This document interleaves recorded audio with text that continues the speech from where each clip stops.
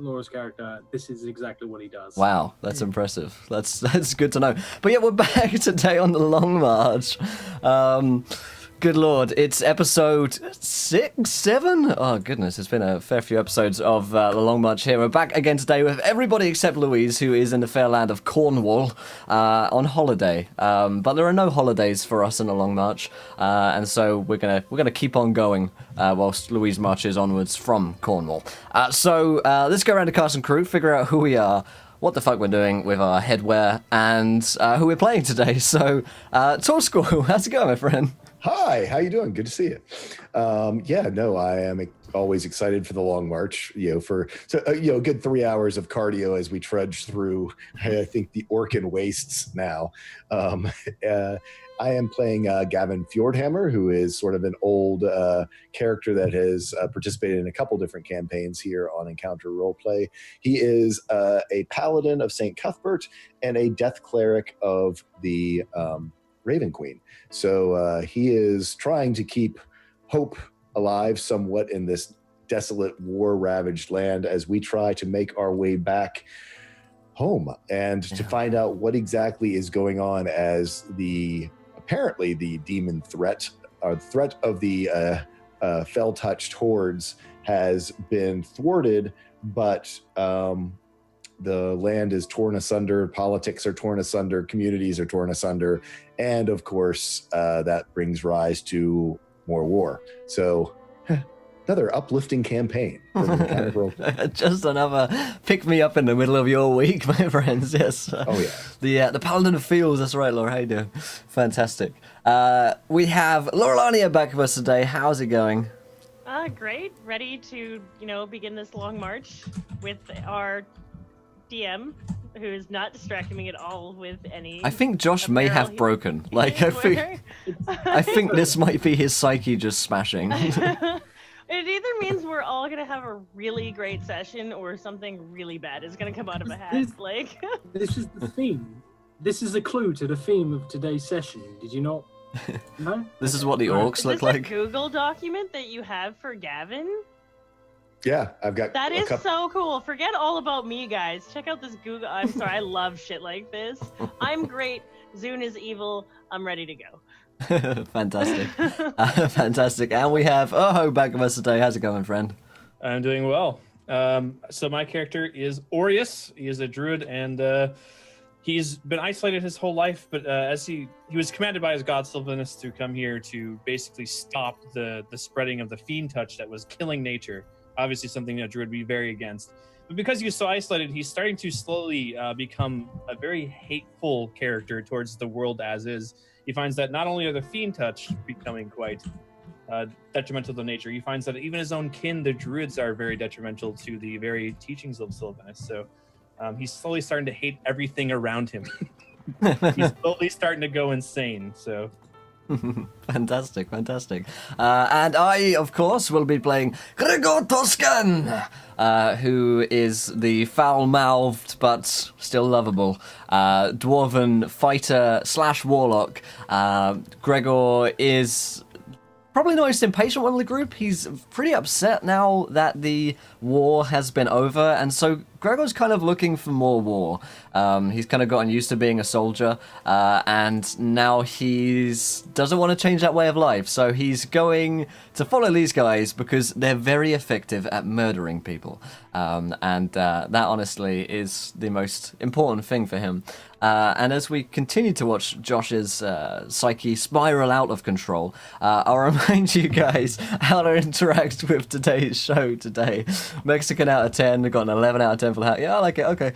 First of all, if you guys are new to the channel, hit that follow button and join us. When we hit 20 followers, you guys in chat get to decide what happens next. Also, here is the tweet for you guys. 20 retweets, you guys get to decide what happens next. And, of course, here is the sub button as well. And you can donate to affect the game. You can play as Nat 1s, Nat 20s, Wild Magic Surges, and so much worse. So, my friends, please do check out all those links. And I should probably hand back over to Josh, but he's died and passed away. And I see how he's off to get a hat. I am hatless. The only thing I have is my Jake Adventure Time hat, and I don't know where it is. We did not coordinate this in advance. This is No, you're trying to look for my hat and use it, aren't you? My hat's the best hat ever. You're taking my Jake hat. I want a jury. What did you judge. say? jury. I don't know where you're. You'll see. You'll see. Louise would love this. Louise, girl, Okay. Oh dear. that's my Jake the dog hat. And now comes the only reasonable question: who wore it better? And I think I think it's pretty clear, chap. So yes. But Josh, are you back within the realms of Yes. normality? Fantastic. Shall we have a reminder as to what happened last week on the Long March? Well, it's actually been we had a week off, I believe. We did, yeah. Mm-hmm. Indeed. How dare you all? You didn't arrive for an entire week, so I'm going to make sure that I make you all suffer for that. Last time on the Long March, the party found their way through the last glimpses of the wasteland, and you guys found your way to the Black Mountains, the kingdom of the dwarves, where they have their fortresses, and you guys went through decontamination, which was an experience. Laura Lania, how was your experience? Rate your experience on the way out. The Yelp review. Like 3 out of 5. Good fresh water. A little too heavy on the pressure, and my, rip the flesh from my bones. So, And your 5. horse. Your horse And as my well. horse, Morty. I love you, Morty. Yeah, so the party went through a decontamination process, and they found themselves actually locked in a room, entirely naked, unarmed, with no magic, stewing essentially for some time as high pressure steam basically purged them of any impurities and cleaned them of the plague. So the party's had quite a rough journey here, and they finally returned to civilization. Getting a lot of background noise off someone, not sure who. But yeah, there's a it's been an emotional journey, and as people have sort of bonded, I'm going to say bonded, the party's come together nicely. Everyone's all on the same side. But as the party slowly trudge towards murderizing each other, they've realized that in the light of the victory of war, certain new problems have arisen for the world from which they plan to return to.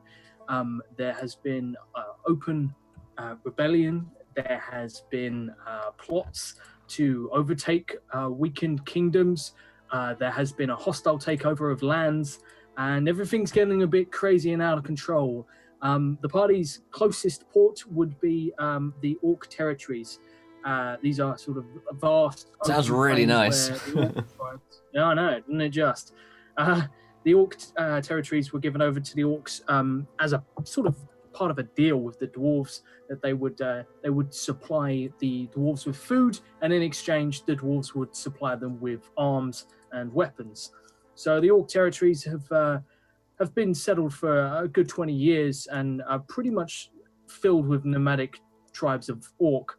However, it's now become a huge refugee camp, as people returning from the war and people having nowhere to return to have congregated here in quite a vast and lawless country. And this is where we find ourselves with the party on the slopes of the Black Mountain, and below them is a long path that forks in two directions.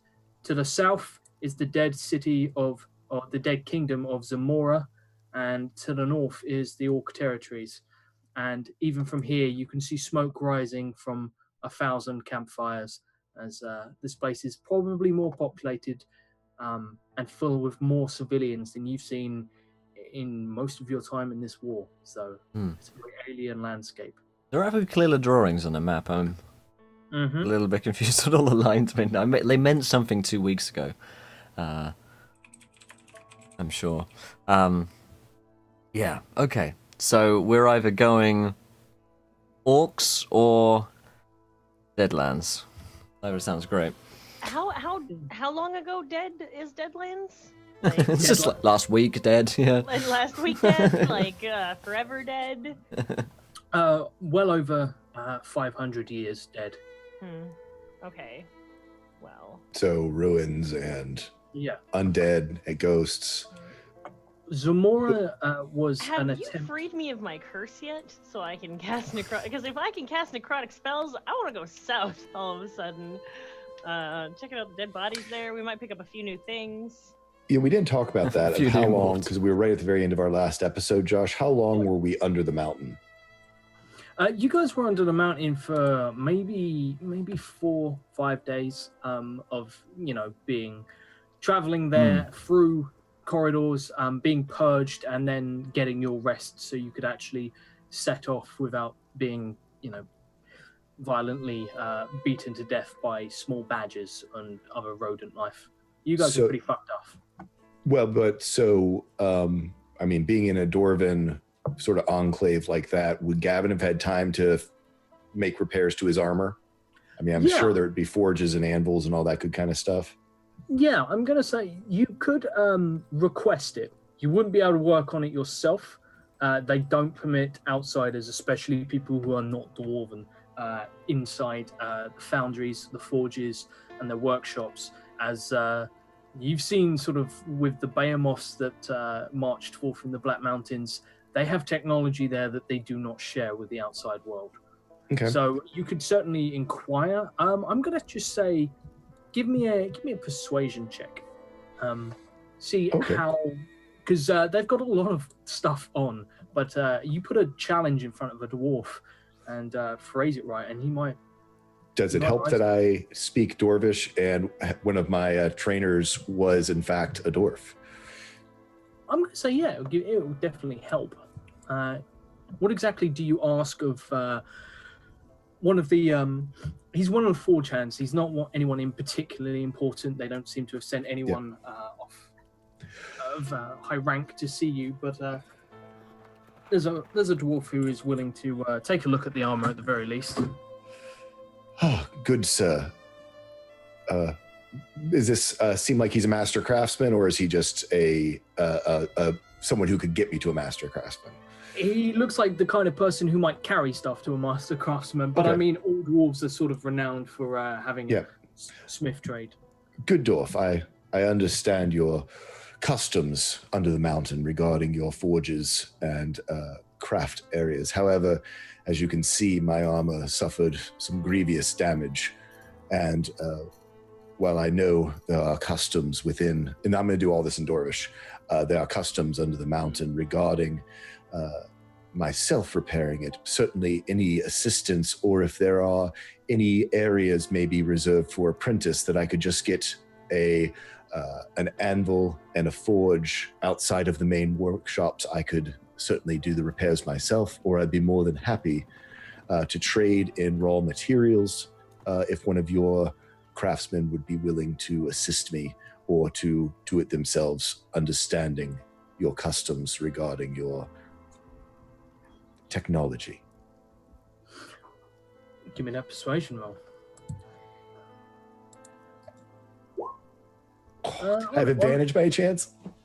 On a 13, he sort of looks your armor over, and he says, "Well, you could leave it with me. I could take it inside and see if any of the boys will have a look at it, but I'll make no promises."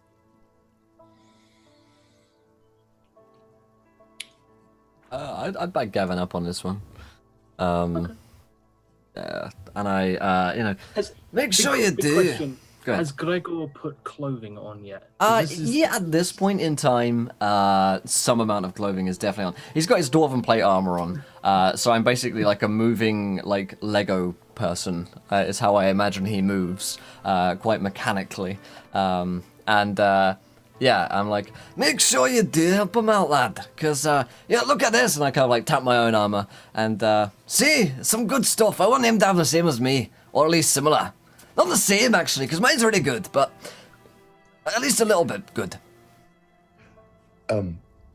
Begging your pardon, and again, in Dwarvish to Gregor, just repairs of this would be acceptable. It has quite a bit of meaning and does have some of its own innate properties that I would like to keep intact, but certainly dwarven armor of that caliber is beyond reproach in its craftsmanship.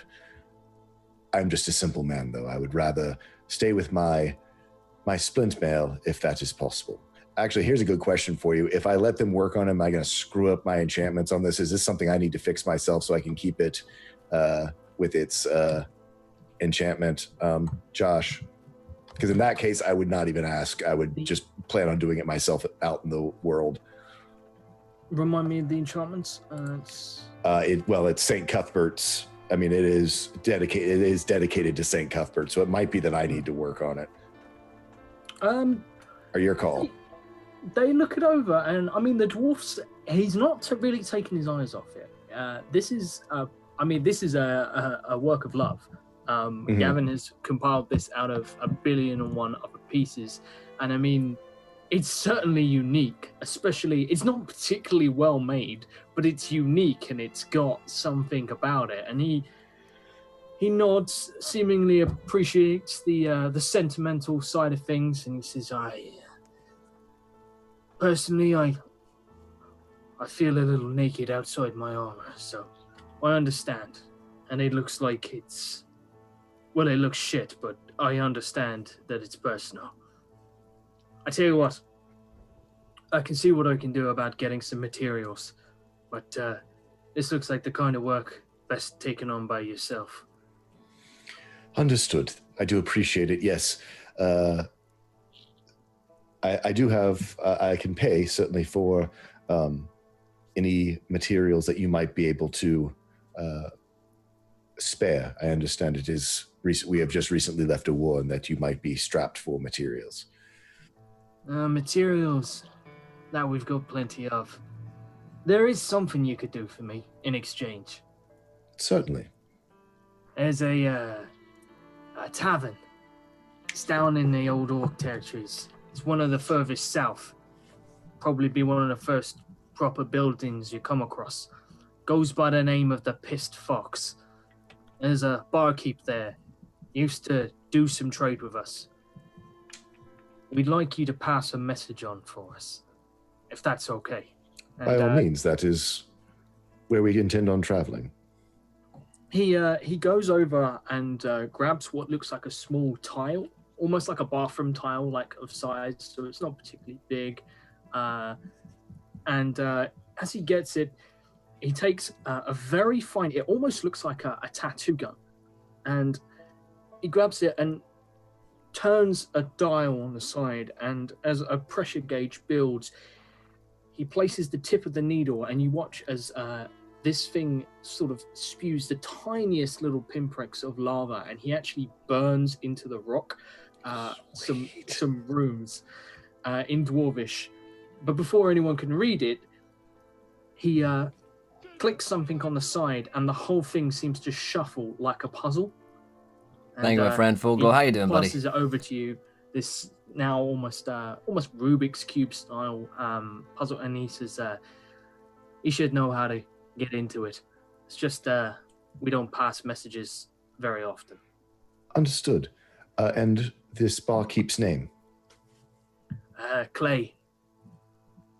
He's Clay a big at fucker. Clay at the Pissed Fox. I'll be happy to deliver your message. Right. Well, I'll go fetch some material for you. Do you care about color or type? Actually, that is part of the story, is it not?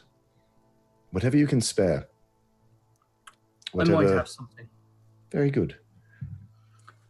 And he vanishes for a little bit of time. When he comes back, he brings you something that at first you might mistake to be marble. It's got that sort of veins that run through it. It's black, but it has sort of white veins that seem to run through it. But when he puts it down, the whole block of it is maybe about, I don't know, maybe a couple of inches thick, and it's squared. And he puts it down, and it actually shuffles and seems to come apart in places, and you realize it's just a big stack of individual splints. And he says, that's not exactly easy to come by outside the mountains, but, well, it's part of the Black Mountain itself. It's supposed to be lucky. It is a most honorable gift and will be a part of my journey that will hopefully will be passed on to others after my lifetime as a remembrance of this time here and how my life was saved and changed under the mountain. I thank you, good dwarf. He nods and looks to Gregor and just says, he's a fucking sentimental one, isn't Are he? you two done wanking off each other now? Honestly, I've been watching you just spaff over each other for the past 20 minutes. It's fucking heartwarming. Why have you been watching? I like it. Quite honestly, it's been quite nice. Right. Well, I'm going to leave before things get uncomfortable. And There was a bit of splashback there. Right. Well, I'd say clean yourself up, but you look disgusting anyway, so it probably wouldn't make much difference. Pleasure seeing you, Gregor. Fuck you. And I should have remembered remembered my colloquial dwarven. I would have loved to have been able to curse like that as Gavin, but I love the fact that Laura Lania laughed so loud there that even though she was muted, I heard her flying. Yeah, heard it all the way over. It's so fucking funny though. And he bids you good day.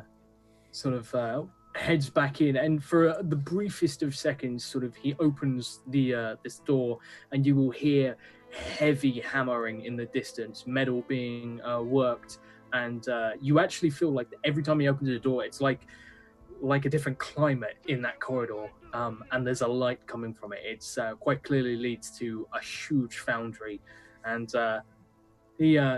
he nods to you and gives a single-fingered salute to Gregor and slams the door behind him. And you hear bolts lock into place. Nice.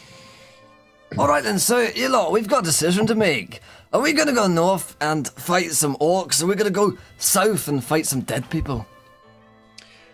Well, regardless, I would like to head to the Pissed Fox so that I can fulfill my obligation to the dwarves here under the mountain, but it sounds as though it is quite close. We could always turn south after getting down the mountain,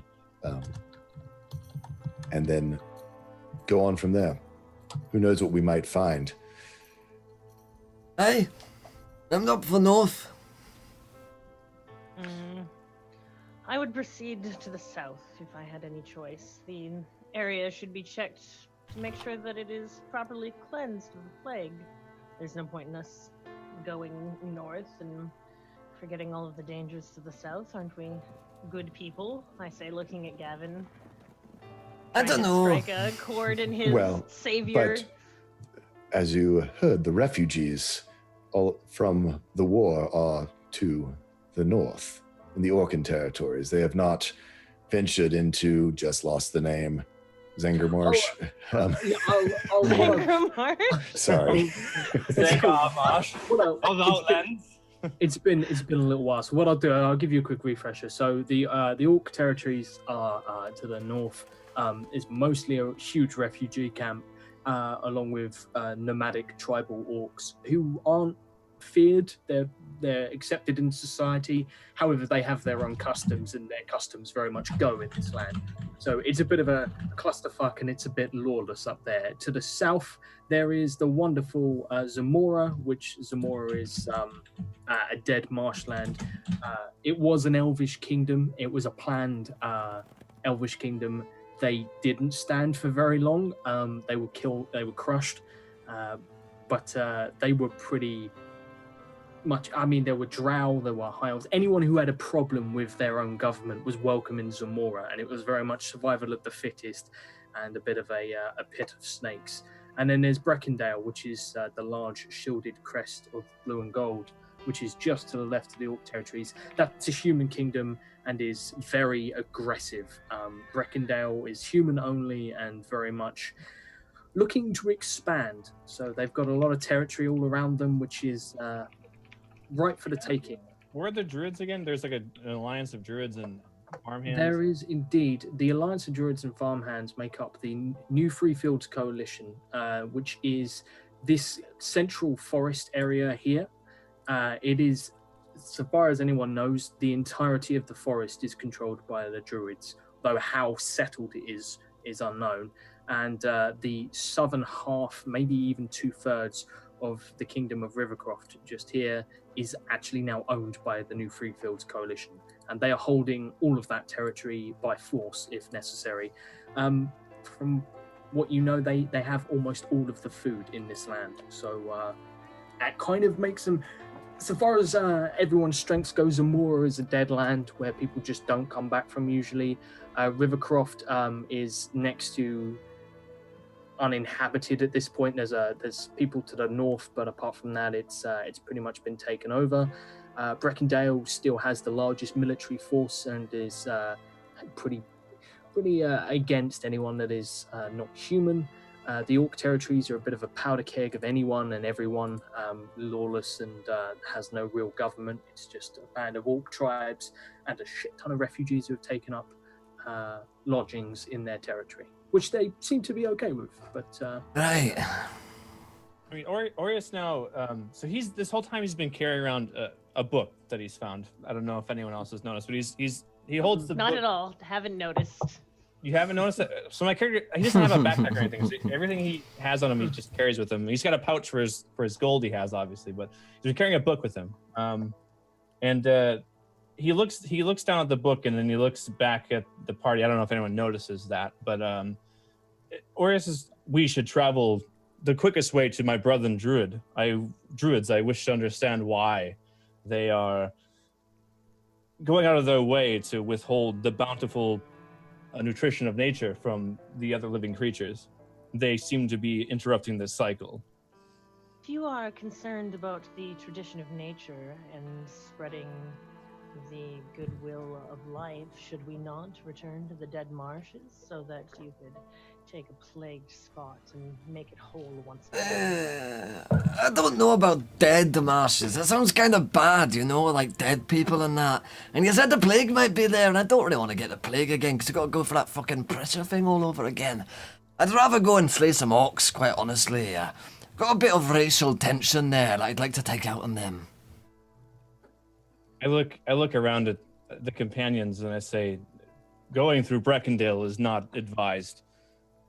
How most of our party is not human. I look down and fair enough, but I don't think I'm going to be welcome anywhere looking like this until I get some new clothes. The dwarves were quite excellent with metal smithing and rock smithing, but when it comes to the finer things in life, like something good to wear, they really just haven't got a clue. I seek to go to the south, but it seems you all have made your way to go north, and for now, I will comply. Hey, it's a fucking democracy, isn't it? I wish only to confront Isn't it my just? druid brethren. As long as we travel through the Free Fields Coalition, I wish to reconvene with them and understand their incentive. I can't find the word right now. Incentive. Motivation. There we go. Yeah. Motivation. Okay, well, you guys have got a little bit of traveling to do to get to sort of like the roots of the mountain, and then I mean the path will be before you. So I'm guessing you guys head off. Is there anything anyone else wants to do while they're here? Soon there would be an opportunity to grab some clothing, but I'm going to tell you it's going to be like overalls and blacksmith pants and nothing else. It's not pretty. They do not do the finer things, especially not anything they're going to hand out. Oh, is there any chance that I can like kill a family and take their clothes along the way? As in traveling on the road? yeah, traveling. Maybe we pass by like a nice farm people. Yeah, and absolutely, I murder like, the mother and take if you her find clothes. if you find some NPCs, I mean that you especially this is a huge trail. Sort of like most people have come through here Oh. and gone down into the Orc territory. So More important than fashion, surprisingly. really, I know. Take a Jeez. moment. My character hasn't eaten in quite a while. Was I ever able to visit a dwarven graveyard, or have we come across bodies? no, Okay. they entomb them. So under how the is ground. how is starvation working for me? Because we're on like 7 starting- days. Yeah, you're starting. You've had some food. You managed to nom down on a poor. I have rations, but they don't. No, you managed to eat. I don't want to say who, but you have eaten in the last 3 days. Please tell me I'm not eating pieces of Morty to stay alive. No. Okay. No, I was ate- thinking the exact same thing. I'm like, ooh. I don't think my character would do that. She doesn't love Morty because love is for weaker races, but she has. It's a good, dependable slave. Hmm. No, you ate. Do you really not remember? You went off on your own just before you met yeah. our dear friend Clayton and decided to eat some of the dead command. Yeah, I thought we were in But the yeah, I Dwarf thought City we've for, been like, traveling 6 a week days, since then, so- though. Yeah, that's what I was Yeah, worried about. They're getting on like a week. Yeah, actually, no. You're getting on a bit now. Yeah, aren't 4 you? days in the mountain and a couple Oh, yeah, days of from course. there. Indeed, So- yeah. So yeah, you are starting. You are pretty weak. In fact, that's probably going to put you to 2 levels of exhaustion actually, until you eat, which is not pleasant. God, you guys are more on the ball than I am. I'm trying to remember everything that happened 2 weeks ago. Would Aureus be able to perceive this? Is like, am I able to tell that Zune is exhausted in some way or exasperated? Zune tries exceptionally hard just because of drow culture to never show weakness in any form, so she'd probably just be on Give me a Morty a lot performance. more. Give me a performance check. Yeah, look at it go. Hmm. Fine. At 15, I mean, Zune has moments where she seems a little distracted. Wouldn't you if half your body was missing? I mean, come on. Yeah, exactly. But she takes. Sometimes she doesn't quite realize that you're addressing her, and then sort of seems to snap out of it, almost as if she's daydreaming a little. She's getting, and Zune, you're getting a little faint. You're definitely feeling a lack of energy, and it's starting to become a real problem. This is a test of curiosity to shed the needs and necessities of life and to truly act undead. And I use that as my mantra to keep going until I find food. But yeah, I'll take the overalls of the commoners until we come across someone I am not pleased. You basically have full overalls that you've got essentially an empty tool belt that you can hold it up with. These are gonna be more like sort of are they capris that don't quite go to, because these are dwarves. I hate everything that you're saying right now. Just do I have Crocs on as well with these not quite pants, not quite? No, over- Don't They forget have- socks. Socks with the Oh, Crocs. God. No, you God. don't. Socks have on Crocs. skeleton feet with Crocs. Yeah, that's a great look.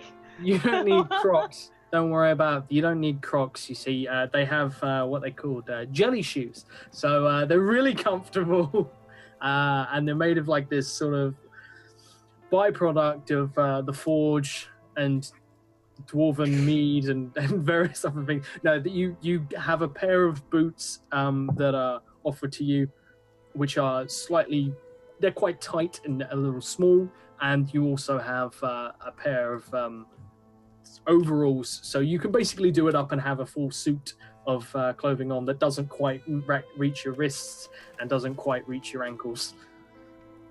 Awesome. So Gavin can't help but go over to her and go, "Look, we're twins." Because that's very much what Gavin wears all the time. Yeah, because I just kind of look at him. Excellent. The surface is full of different and interesting designs. Is this? What is this? What is this? Well, she's had slaves all of her life. She's never had like blacksmithing tools or clothes. Like it feels thick and hard and leather to her, and like it's clothing, but it's meant to be protective from fire, and it's like Yeah. Nice and this is tight. just- This is. It's not tight at all. Kazna could probably hold on to your stomach and fit, and you can still do it up. I'm gonna say, because she literally doesn't have flesh, or is there some chunks Yeah. of flesh on her lower extremities? She's got a few bits She's here and there. a chunky monkey. Yeah, she's like mummified and bone, right? Nice, Yeah. I like it. She's Isma, basically. Oh my god. That is awful. It's a nice I just look sit you on got my going horse, there. and I'm tired and I'm cranky and I don't talk to any of you, which is probably exactly what you want. But This is exactly what we need to do. We need to stop her and give her crab clothes. Right, we need to get on our way, I think, unless we've got anything Yeah. else to do here. So to the pissed fox. I think we asked this before. Is there any left behind, broken down, anything? So, No, I'm afraid not. well, can Kazna ride on Morty with Zune? she probably Yeah. could help hold me up from my exhaustion. Yeah, absolutely. And so I will summon back Rickon, and I assume I can put Gregor on with me as a dwarf. Mm. Can go on the war horse with me, and I assume that Erho can Aureus can wild shape, so that we're at least moving faster than on foot. I ride side saddle. Whatever you prefer, my friend.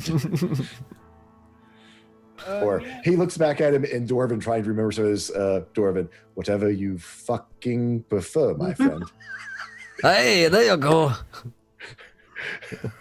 Trying to remember some. You bastard.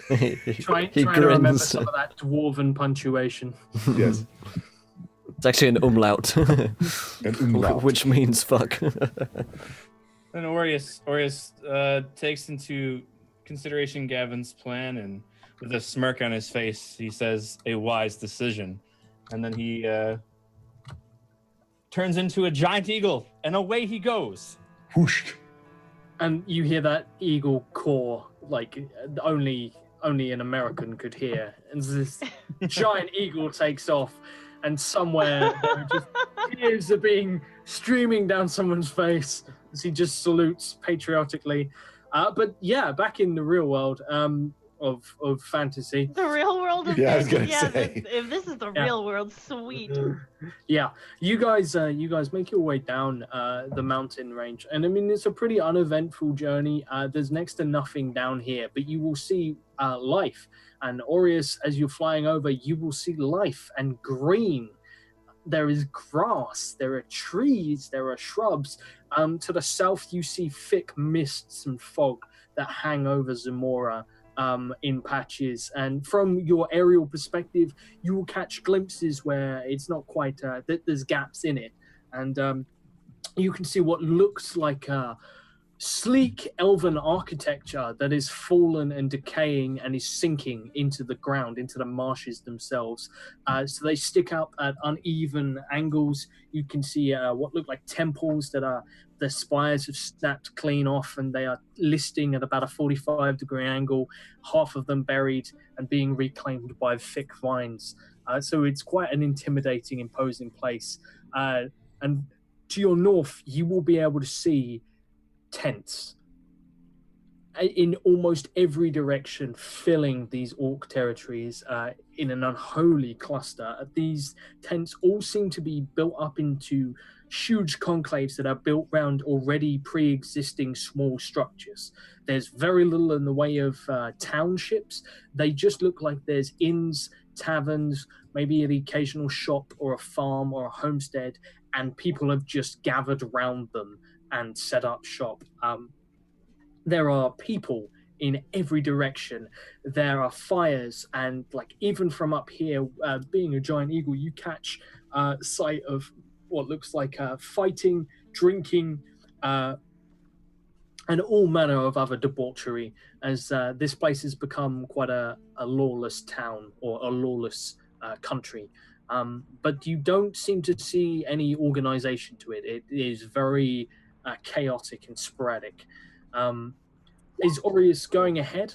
Oh, That's the wrong button. and Aureus conjures an earth elemental 500 feet above. War begins. Sorry. Wrong button. Yeah. Sorry, go ahead. I was listening Yes. to your So yeah, this is what is before you. Is your plan to go ahead to beat the party, or because the party's probably going to have to camp out at least one more night before they make it into the country? I could theoretically get pretty far ahead, but still be able, because they're coming down the mountain, and I'm straight birds angle. I have about 5 hours I can stay into a bird form without having to redo it. So I'm probably going to scout. I'm able to discern that there are camps ahead of us on the trail that we're following. Yeah, you will be able to see that some people, maybe they've taken some time. A couple of people are probably sheltering themselves, trying to figure out where they're going. So instead of just going straight into the absolute clusterfuck that is the Orc territories, some people are just staying on the road or just off the road. And there are a couple of camps, maybe 5 or 6, that don't look particularly large. When Gavin was having the conversation with the dwarf about this inn he had to go to, was I able to overhear that? Were they speaking in dwarf? Would my character know? He was speaking in Dwarvish. I was, yeah. Okay, so my character wouldn't exactly know. I don't think he particularly really cared when he heard it either. So, Well, yeah. And when we were talking though of which way to go, I probably would have said it in common then. But whether you were paying attention, it's up to you. He's not paying attention at all. In general, I want to basically he's keep an eye. Texted. Aureus is getting text through it. He doesn't have time for you. And so he's getting that bird R. The bird R is coming in. I want to keep basically, if I need to do perception or whatever, to keep my ears open to see if people have heard of this tavern and where to find it. Yeah. Okay. So Aureus isn't particularly looking for this tavern. Then I don't think he would know of it. He heard Gavin mention it, so I'm just looking for any type of civilization ahead of us, and so I do see a camp, correct? Yeah, you'll see about 6 on between where you guys are and where the actual edge of sort of the border is. I'm going to fly towards the first camp, away from the party, and I'm going to approach that camp and get a better look of how many people are within it. You know what? Let's roll for it. Let's see how many people are currently here. There's 8 people that you can make out. It's not. It's sort of around midday, so these people don't look like they're packing up. They don't look like they're setting up.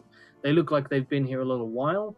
And a couple of them are bringing firewood from sort of the stubborn trees that grow on the mountain sides. One is actually carrying back what looks like a goat over his shoulder. Looks like he's struggling quite a bit and has a bow with a quiver of arrows. They have a pit for cooking in the center of the camp and just 2 tents, both quite large and both look to be military. Though whether or not they are actually military personnel, you wouldn't really be able to tell from where you are. Okay, seeing this, I'm going to start. Hopefully, I have time left. I'm going to start heading back towards the group and the party. Oh yeah, absolutely. You guys are going to run into maybe about 4 of these camps before even sundown comes. So yeah, you can absolutely swing on back.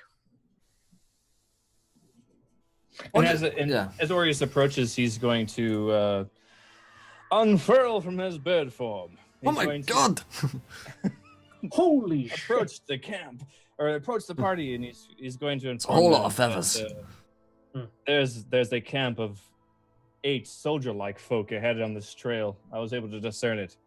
We may or may not encounter resistance. I am unsure of their intentions. I did not want to approach on my own. Well, yeah, as a big fucking bird, that's going to be a bit scary, isn't it? They're probably going to think you're trying to eat them or something.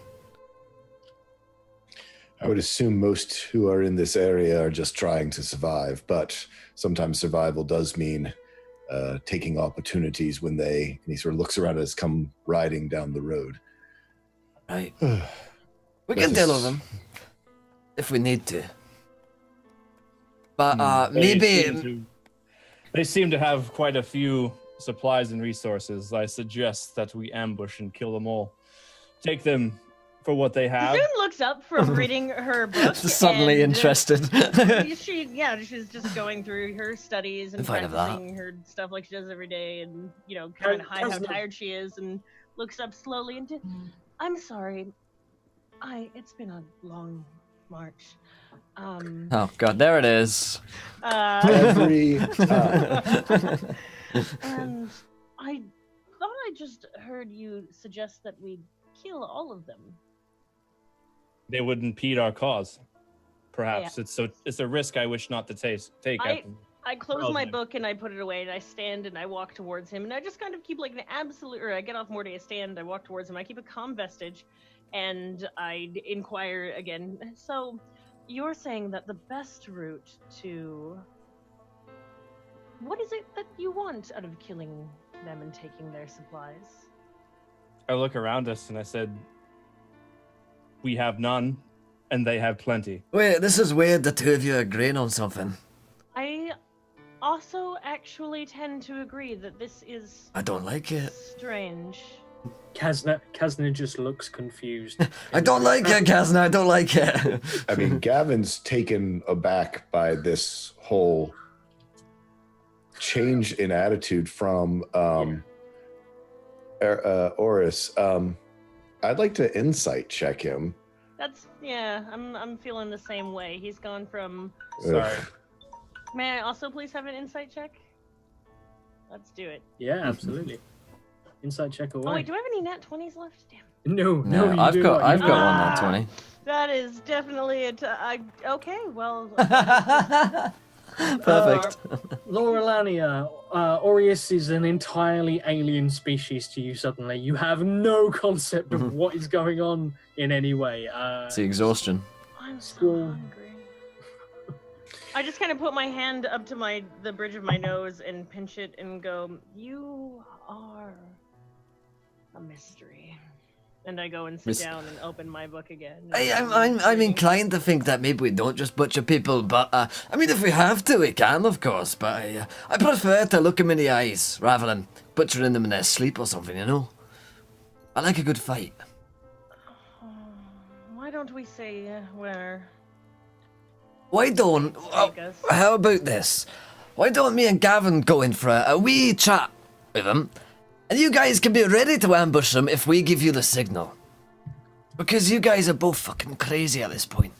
And with Kazna basically gone into some kind of comatose state, I think Aureus might be picking up some of her vibes. So... She is meditating. It is a drow custom. She's got her eyes open. It's really weird. It's an open-eyed meditation that is strong amongst our people. She's been doing that for 4 days. I haven't seen her blink. We are a really strong and devout people to meditation. She looks over like a doll. Kazna just runs a whetstone across the knife, just staring at Gregor. Okay. So why don't we go in? We'll have a wee chat with them and see what they have to say first of all. And if we need to fight them, we can fight them. In nature, when wolves hunt, they do not first confront their prey eye to eye. Hey, but you're not a fucking wolf, mate. At the very least, you're a bird. Right. I just nod my head and sit down as I look up exhaustion. But I ain't no fucking wolf, mate. I'm more of a raging bull. So when I come at them, they'll know. And I start tramping off to go and talk to these guys. I go with him and just say, if you will hold for just a moment. I do need to go take a bio break, actually, so that's perfect. And Gregor just starts urinating publicly. Okay.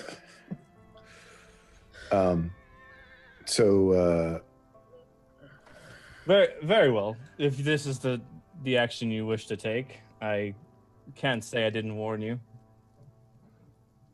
Understood. I'll take it under advisement. Have your swords ready. And Gavin, I guess Gavin and Gregor head down to this small camp. Now, is it actually like in the road, or is it off the road and we could just ride on by? You could ride on by not without being seen. They're about 40, 50 foot from the road. They have found natural cover from the elements, sort of sheltered in a rocky bluff. So behind them, the back of the camp has about a 60-foot high, solid stone, razor-sharp, almost slate cliff that they're using to cover themselves. It also looks like they're using the slate as much as they can for to start fires. If they're collecting it, they have a very small wagon. It looks like a hand wagon, so it's not something that you could really pull with a horse. Now, from what? So when they walk off, what's the distance? How far do they need to walk? Because I flew back to these guys, right? And they're about 40 feet off the path, and I'm sure Gavin and I mean, we're on the back of Rickon, so we're on horseback. Right, you guys are both on the back of a horse. And then Zune and I are staying behind, correct? I think you're trailing them. I don't think it's about an hour on horse. The difference is, I mean, you get there really, really quick, but you don't want to ride a horse down a winding road on a mountainside with just razor sharp buffs and sheer drops that suddenly come out of nowhere. I mean, they're going to have to be careful. So, Aureus, your speed as you fly is just vastly. Well, I'm in humanoid form right now, and when Gavin and Will's character, I should know this. Gregor Gregor Tuscan. Okay, yeah. So when they get a bit ahead, I'm going to turn to Zune and I'm going to say, we need those supplies, and hopefully not so that Gavin and Gregor can hear me. We need those supplies. I'm going to summon an elemental within their camp from their campfire, and we're going to kill them all, and we're going to take their supplies. Okay. Do I have your support? Of course. Very well. I'm going to disappear for some time. I suggest following closely behind the other two. I'm going to cast... I must take up the rear, as I am an undead construct, essentially. My appearance to others will frighten them. This is counterintuitive to whether we're going to kill them or not. If I arrive first, then they'll be afraid and run and flee. And then we'll have nothing to kill. So you go, drop the elemental from the sky, and I'll be waiting here in the back. That's not to tell Gavin and the others, though. I don't think they'd understand. They won't know where the elemental came from. And then I just nod my head thinking like, you absolute moron. Because it's not like we saw you summon elementals at the big fight or anything. I don't have no idea. it was just here. I'm really sad that I failed on my insight check because she just thinks this is like, yeah, sure, The best thing ever. This is great. You're totally normal and acting completely normal. Are you? Yeah, this is normal. So I'm going to cast my innate invisibility from my grassland druid type thing. I don't know how to explain it, but basically I cast invisibility, and through that I'm going to once again turn into. I'm going to turn into something else this time. I'm going to turn into something a little more less suspicious. Well, I will turn into a wasp, which has a 70-foot. A giant wasp, rather. I'm gonna buzz off towards the camp. That's gross. You're a beedrill. I'm a beedrill. So this invisible wasp starts heading off towards the camp, hopefully to get in front of Gavin and Gregor. Yeah, I would assume, again, with flying speed, that you do beat us there. I can double check. We're just tramping our way down. Everything will be fine, I'm sure. Yeah, there's no way that you won't beat them. You're going to get there probably about half hour before they do. Just because you can go, cool, I will just go straight there. I don't have to, there's no straight path that leads down this mountain. Yeah, I was going to say, we're probably on switchbacks, right? Yeah, it's like when you go down in the Grand Canyon. Yeah. With that knowledge, because my character wants to get there, let me see. Let's check this. Oh, I'm so glad there's no elementals around here. Or giant wasps. Yeah, that's fine. I can get there. If I get there about 30 minutes before, then that's fine. And hopefully I can stay stealthy enough to avoid the detection of the camp members, which is the goal. Well, you're an invisible giant wasp, right? Yeah. There's no way they will see you. Okay. So my character would know that I get there about 30 minutes before, correct? Yeah. What my character is going to do when it gets there, it's going to attempt to hide in the forest. Get this. Hold on. Let's see if this works. I'm gonna hide in the forest and concentrating on the. You need to concentrate for about a minute and concentrating on their campfire if they have one. I'm assuming they have one because I saw smoke. Yeah, they do. Forest is a strong word. You can find like a copse of trees on the side of the mountain, but yeah, there's definitely enough. And I'm going to concentrate on the campfire, and I'm going to start summoning an fire elemental. Okay. Let me just make sure, because I think all I need is... Yep, I just need a fire. Just needs to have some sort of sulfur or phosphorus near the fire, so... That should work. So you will actually get a better view of this camp. There are... out of everyone there are 3 honest to goodness fighting men who look like one of them's the one carrying the goat, who's by the time you get back has already started skinning the goat and is doing various other bits, sort of tending to it. He's hanging the hide out to dry, and going through the process of taking off some meat. He has with him around the fire a large fellow. 2 of them look human, and are both wearing armor of no particular description. They don't bear any insignia. The other guy has been bringing over firewood and is stoking the fire, so you've got plenty of fire to play with there. But other than that, you've got one female who seems to have several bows and is tending to them.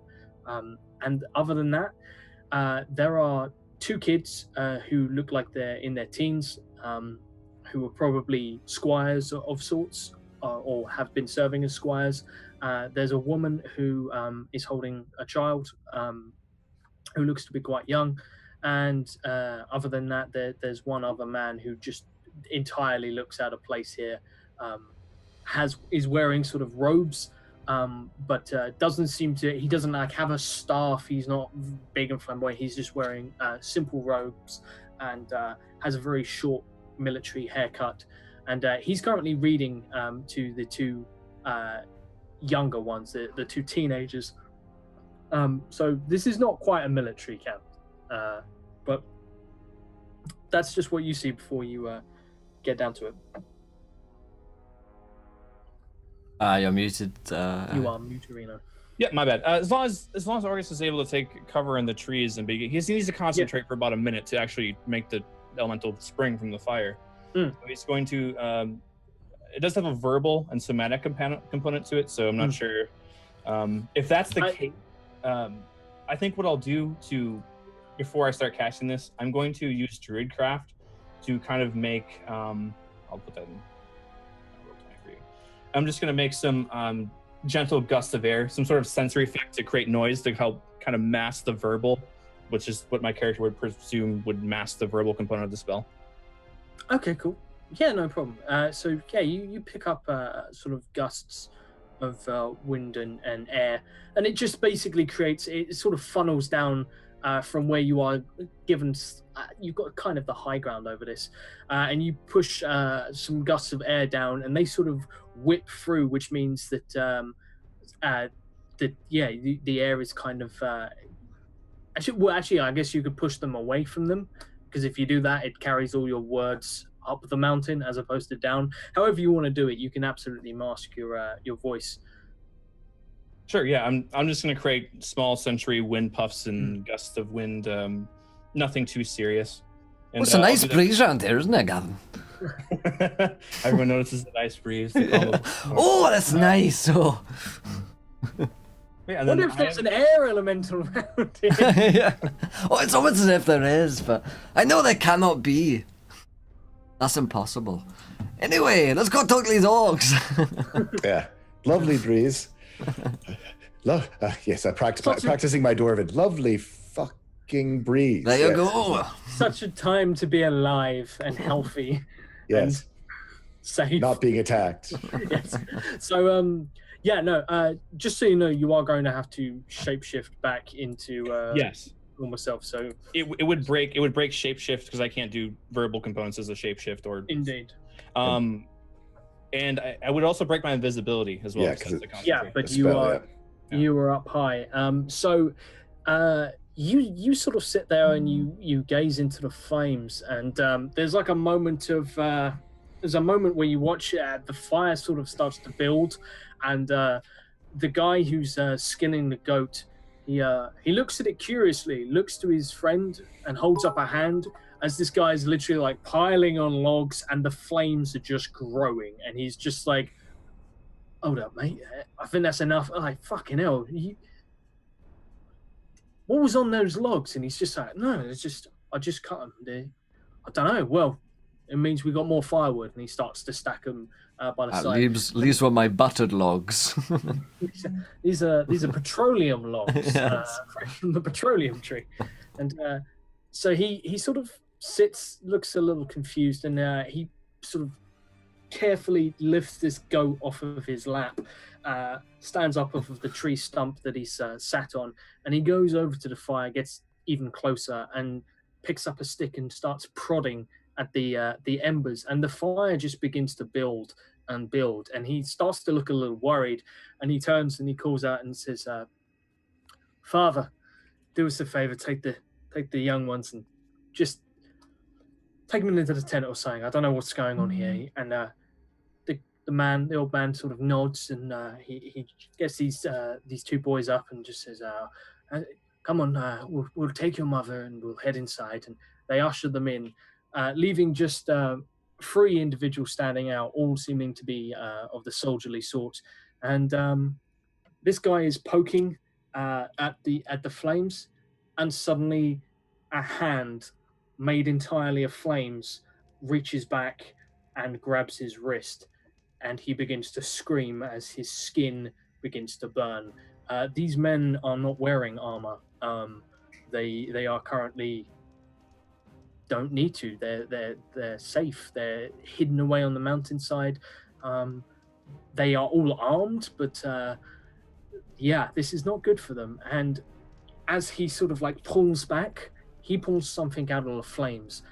In fact, he seems to bring the majority of the flames with him, and he falls over the stump he was just sitting on, and this thing just seems to fall on top of him. Doesn't attack him in any way.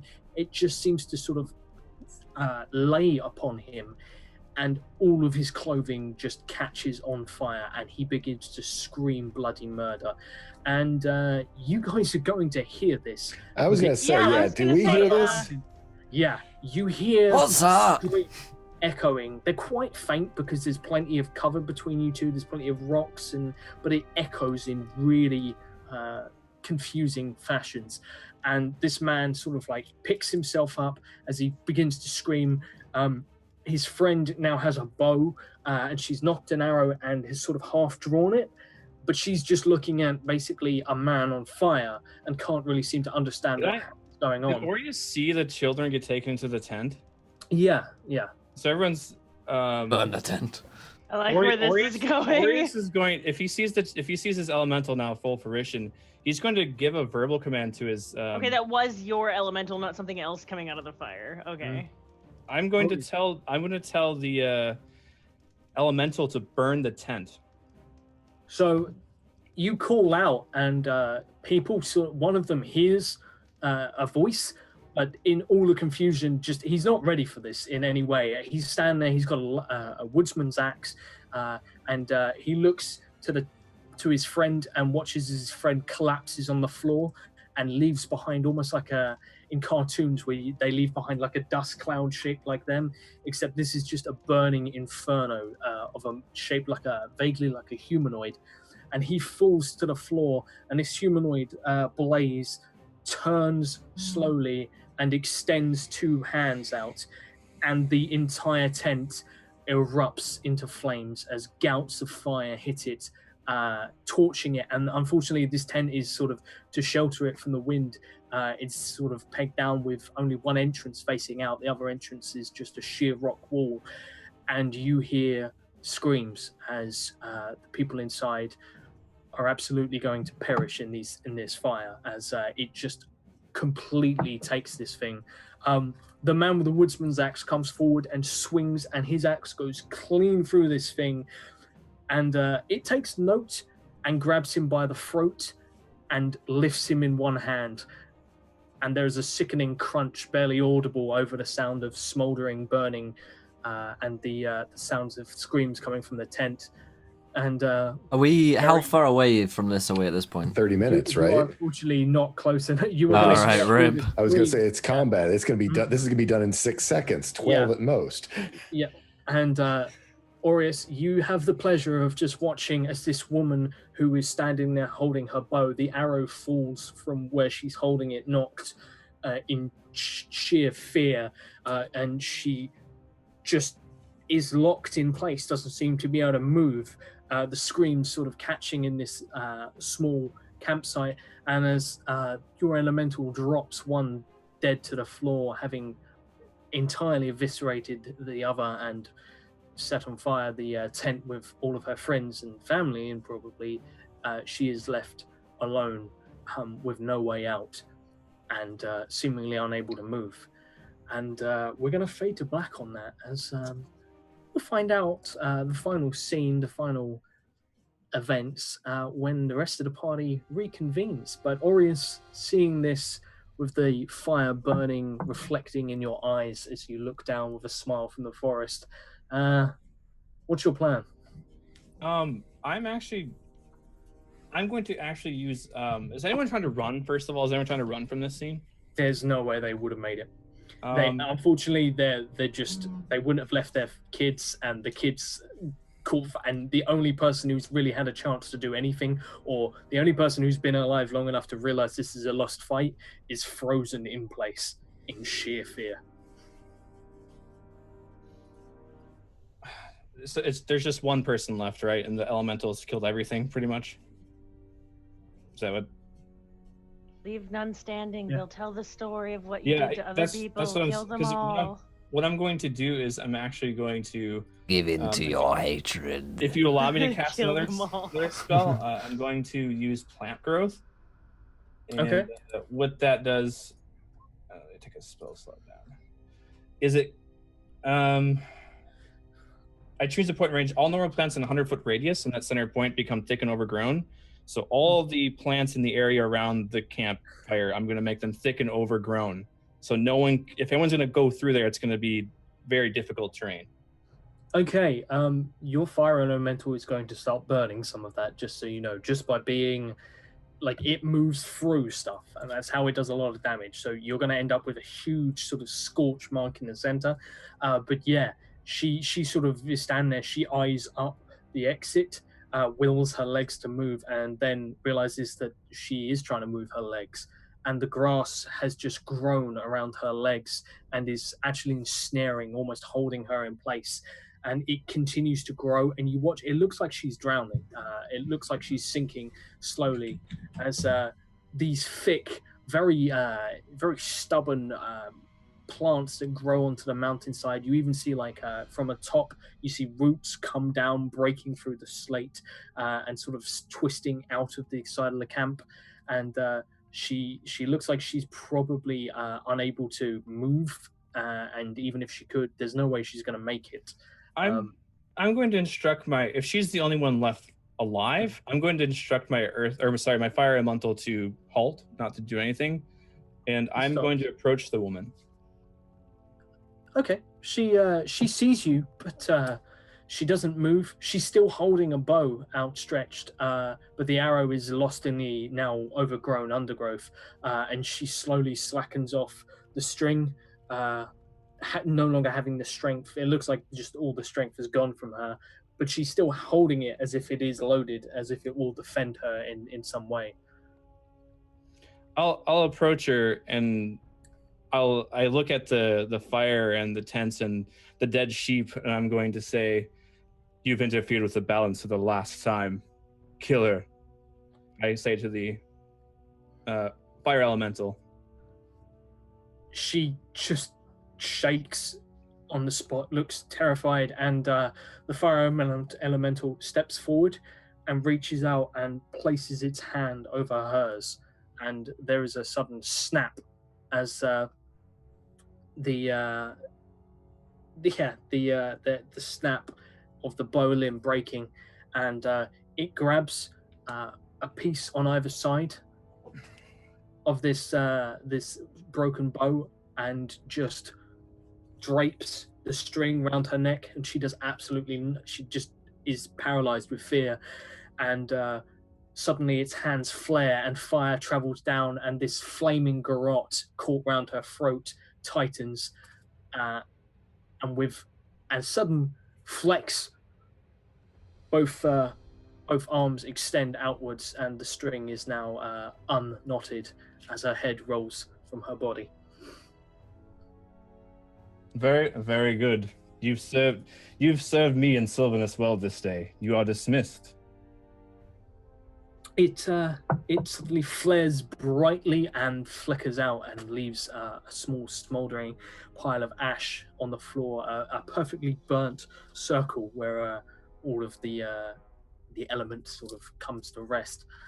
And all around you, you have essentially almost like if you've ever seen in supermarkets where, you know, people make forts in the aisles and they leave like one box and then inside there's like a box fort.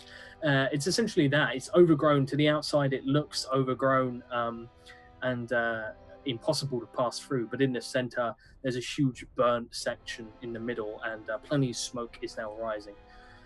And this is where you find yourself. You still have one tent that is entirely undamaged. The campfire is there. The goat is there and has already been skinned, so half the work's been done there. There's fresh hide.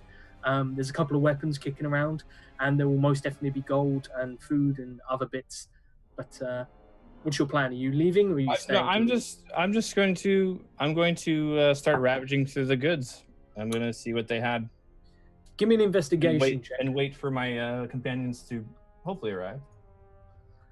Okay, give me an investigation. On a 16, you look around. You don't find anything of particular note, other than what looks to be a very roughly sketched map of taverns, places of note in the Orc territories. You will see that the Pissed Fox is on there, as well as a couple of other smaller taverns, but they look to just be like places of rest, of resupply that you can find throughout the Orc territories. And you do find a note, and the note seems to be, you don't know who it's addressed to. There is a name. It's addressed to Gulman, and Gulman is being writ to by somebody. It just says a friend. That's how it's signed off at the end, and it says very simply, be careful. We had another one go missing just 1 week past. They're getting more frequent. I worry for the family. Signed, a friend. Orius takes this note and he doesn't really have pockets on his character. I guess he would just leave it somewhere near in the camp that he would remember where it is, so it wouldn't. Yeah. You also find plenty of provisions. These guys have done okay for themselves. They still have rations from the war, but also they have fresh food, fresh game. They have some small sort of rodents that sort of like squirrels that have been kebabbed, and plenty of salted dried meat. There's been cut into strips, almost like a jerky, for eating on the go. So they've got quite a monopoly on supplies. Just no one here to eat it anymore. Are the overgrown plants, are they covering up the bodies at this point? Yeah, all of the bodies apart from hers, which is it's sort of everything else has been grown over, where she's fallen and flattened the grass, and there's a big burnt section sort of around her where your fire elemental went a bit haywire. Okay. Yeah, Orius will just wait for the others to get here, hopefully. Okay, cool. So I guess bringing up the rear is Zune with Kazna, sort of giving giving Gavin and Gregor time to get ahead and sort of hanging back, ready to ambush. And as to everyone's, so far as Gavin and Gregor are concerned, also with Aureus behind them. Yes. I tell Kazna everything, of course. She's been there the whole time, and we pretty much just are taking a trotting pace, listening to the screams, going, "Oh, we actually did it! Like, hilarious, great!" And we just act like this is some big comedy. If we get anywhere close to Gavin and Gregor, we're just gonna be like, "Oh my! Like, no, Oh dear. I'd imagine hearing all this, Gavin would be moving at quite some speed, as fast as Recon will go. Oh yeah, we'll kick up Morty into a good solid trot, by the way. So we're not we want to be there and see it at least, right? Yeah. I want to see the aftermath. I want to see the aftermath. I want to see the dead children. Taking this since she missed her insight roll earlier is just as a social experiment to see, like, is he actually going to do it? Let's try. Let's see for science. It really is in the interest of science whether or not Aureus will burn down the children. So yeah, Gavin and Gregor, you guys come around sort of like the final bend to see this huge plume of smoke. You can smell smoke. It was a pretty fast burning fire. And what you see is almost like a gate with no gate. It's just a naturally formed gate made out of these two huge stone outcroppings. And between the two, there is just like, even for Gavin, like head high, just over the sort of high grass that has grown out, and it is thick. And they're like, it looks like roots have grown out of like the shrubs on top of these sort of rocky outcomes have broken down through the rocks and come out. So it is almost like a barrier formed, but there is just tons of smoke being kicked up from the other side, and you can still hear like crackling from embers, even from the other side. There's quite a lot of stuff burnt. Holy shit! What went on there? I'll exclaim to Gavin.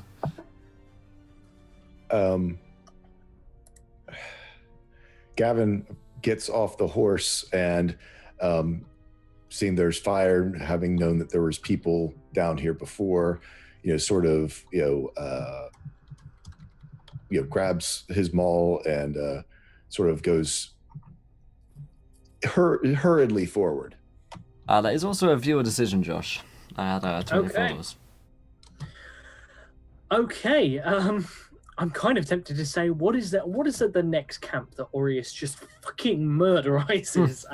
But no, there's going to be something of an event going on if and when, I'm hoping, fingers crossed, they make it to the Orc territories and indeed to the Pissed Fox. Actually, no, What shelter do these guys find along the way? Because they're going to need to make camp at some point on their way to the Orc territories. So what shelter do they find along the way? It could be an abandoned camp. It could be a cave that goes back further than they originally thought. It could be something a little bit more clandestine. And Lord knows we could do with some mystery in this episode, because so far everything's been plain and easy sailing. I will, similarly to Gavin. I head into this overgrowth, which, I mean, do I have to roll to see whether it's suspicious that this is more than normal overgrowth? Considering... seeing as we've had overgrowth attack us before from Aureus back at the trees and with Morty.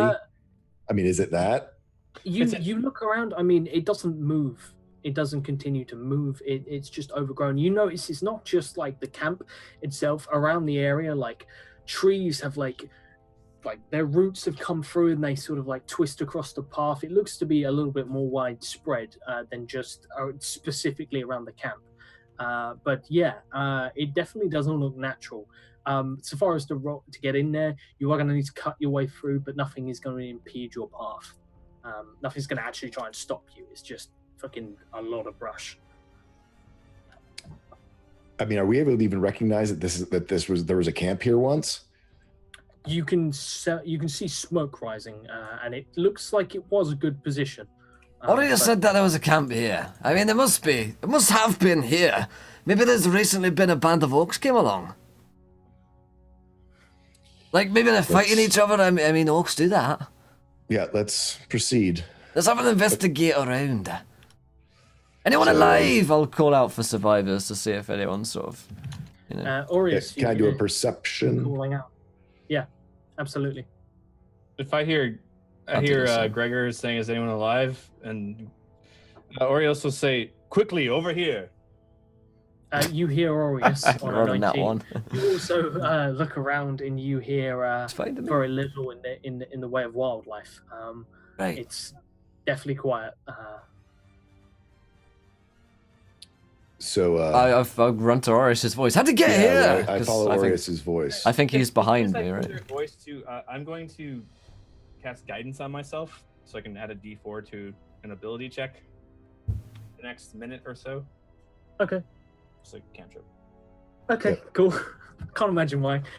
You walk into you walk in. I mean, it takes some time to cut your way through, and it suddenly ends. Like you were walking through. It's like walking through a maze, except there's no like a huge cornfield, but it's all grass, and sort of you're pushing your way through, and finally you sort of like swing, and Aureus, you watch as sort of this mole just comes arcing through, sort of flattening the grass to one side, and Gavin, you emerge in onto charred ground. The grass here is burnt, short, blackened, and there is a tent set back from a campfire. That's just to your left. In front of you is what looks like it was a tent. There is just a smouldering heap of fabric and other stuff, and you can even see like a one pole jutting out and looks like it's snapped. And it's just a sort of charred ember. And then to your right, there is a slight slope in it, a natural footpath that looks like it's been worn down, leading to a copse of trees. There's campfire wood sort of left stacked in a nice orderly, and you will be able to see what looks like a body.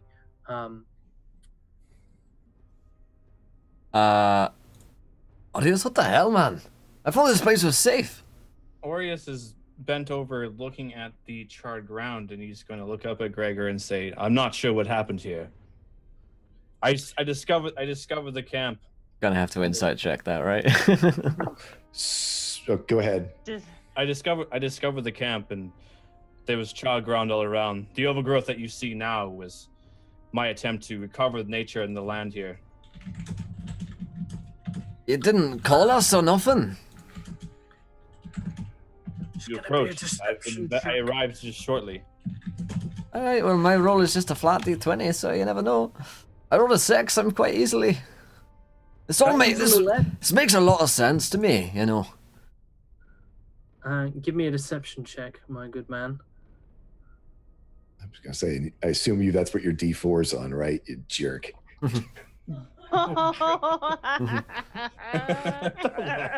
Why would you laugh? Oh damn, that d4 better be good. Funny. He rolled a 6. He can almost always beat that. And you rolled a 4. It's funny. I'm sorry. Not sorry. That's I was gonna hilarious. say, you've got your guidance though, right? Yeah, so it's a 7. Just Oh my god. just- So like, okay, yeah. So I believe him, So- but I don't believe him loads, right? Like, Yeah. So Gavin places, puts his maul down on the ground and just, sort of closes his eyes, for a moment as though he's in silent prayer. And he then opens his eyes and casts Hold Person at level 4 on Aureus. Because I would like to Oh, Am I remind there you, yet? I would No, like you to remind you sorry. of the actual fine print of Maul of the Raven Queen. Peer through death's door. Once per long rest, hammer may be placed upon the ground and place where death occurred and see the last moments before the death occurred. Oh, It's gonna be so spicy. Am I there yet? No, that's funny. So I'm assuming I saw everything that just happened. you see a man sort of like pull what looks like he reaches into the fire, screams, and pulls forth a fire elemental that comes out of nowhere, which is fucking shocking. Like, I mean, and he is suddenly on fire and screams and collapses on the floor in agony. And you reckon the shock probably killed him. The next man you see have his neck snapped, and you actually you catch a glimpse of an elderly man in sort of robes, probably in his sort of early 60s, late 50s, and he's currently looking very, very worried. He's rummaging through a box, and finally finds what he's looking for, and he draws a letter opener, which is all he has. He's going through like a box of writing tools and utensils. He draws this letter opener. Beside him are two boys, one of whom looks absolutely shit scared, and the other one has sort of like that stern jaw, is trying to put on a brave face, and their mother has her arms around both of them, and suddenly there is roaring flames, and you watch as one by one they try and they stay as close to the ground as they can to keep away from the flaming canopy. The boy with who looks scared makes it as almost to the tent flaps, and then the canopy just collapses and covers them, and they have either asphyxiated or died from shock. So at the moment it looks like fire elemental did it. And then you see I was gonna say, because a fire elemental reach out and hold on to it's sort of standing in front of this last woman who's standing there holding a bow, and you hear Aureus say, you have disrupted nature for the last time, kill her. And it reaches out, snaps the bow in her hands, horrifically burning her hand, loops the bowstring around her neck, and as flame engulfed the string, it just pulls its arms out in either direction, away from each other, and the cord just shreds through and on fire melts through her neck, and there's a soft pop as her spine gives out, and her head rolls free, and her body collapses to its knees and then falls off to the side. And the fire elemental then winks out of existence. There's only one problem with this frickin' druid. But it's I think it's what I got to do. So I'm still going for the hold person because I said I would. I'm like, but Gavin, what's going on? But he's a druid, which means he's probably stacked in wisdom. But at least you already used your guidance on a different stat. Yeah, you never know. I'll probably, so I need to make a wisdom Guidance check. will Did roll a 4. Yeah. It would have to be resistance, I think. Guidance is for like skill checks. Resistance is for resistance is for saves. Yeah. So give me an 18. Any chance he has disadvantage? Nope. He makes it. It's a 15 for spell save. Cool. So you feel like this energy almost envelop you, like you're being laminated. It's a pretty horrible sensation as it pins and needles. I know it well, skin. having been laminated many times. Having been laminated before. Indeed. I figured I'd keep it relatable this session. Nice. So you feel the sensation as Gavin sort of extends a hand towards you and speaks quite clearly a spell, and it fails to hold you. Do we need to roll initiative? Aureus is going. He knows what this spell is. He can use it himself. Yeah, absolutely. Yeah. And he goes, a hold person. What for? What's going on, Gavin? I don't understand. I saw what you did. I'm not he sure. He killed these people with a fire elemental. To the words, kill her, you've disrupted the balance of nature, ring true. I would like now you to use divine sense to see if I sense any sort of external possession or force that is either causing this madness or affecting him. Yeah, absolutely. Am I there yet? So I'm going to say Zoom sort of arrives just in time to sort of like you will see through the trodden path as Gregor has sort of with his girth tramped enough of a path the way through, and with Gavin's size, they're two relatively large individuals, both vertically and horizontally, and yeah, you see through into the camp, and you can come in now.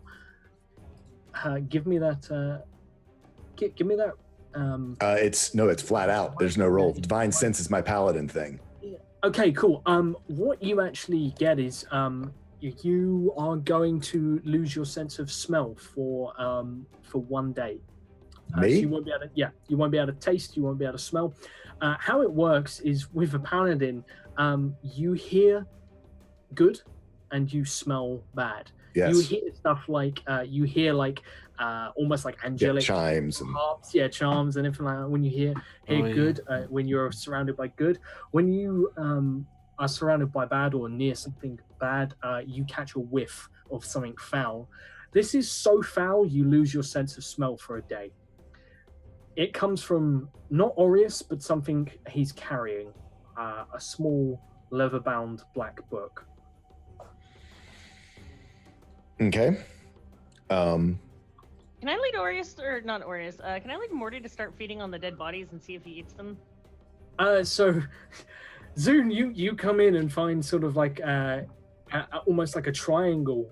As Gregor's sort of not really sure what the fuck is going on. There is some death and I'm looking between the two of them, very tasted, confused.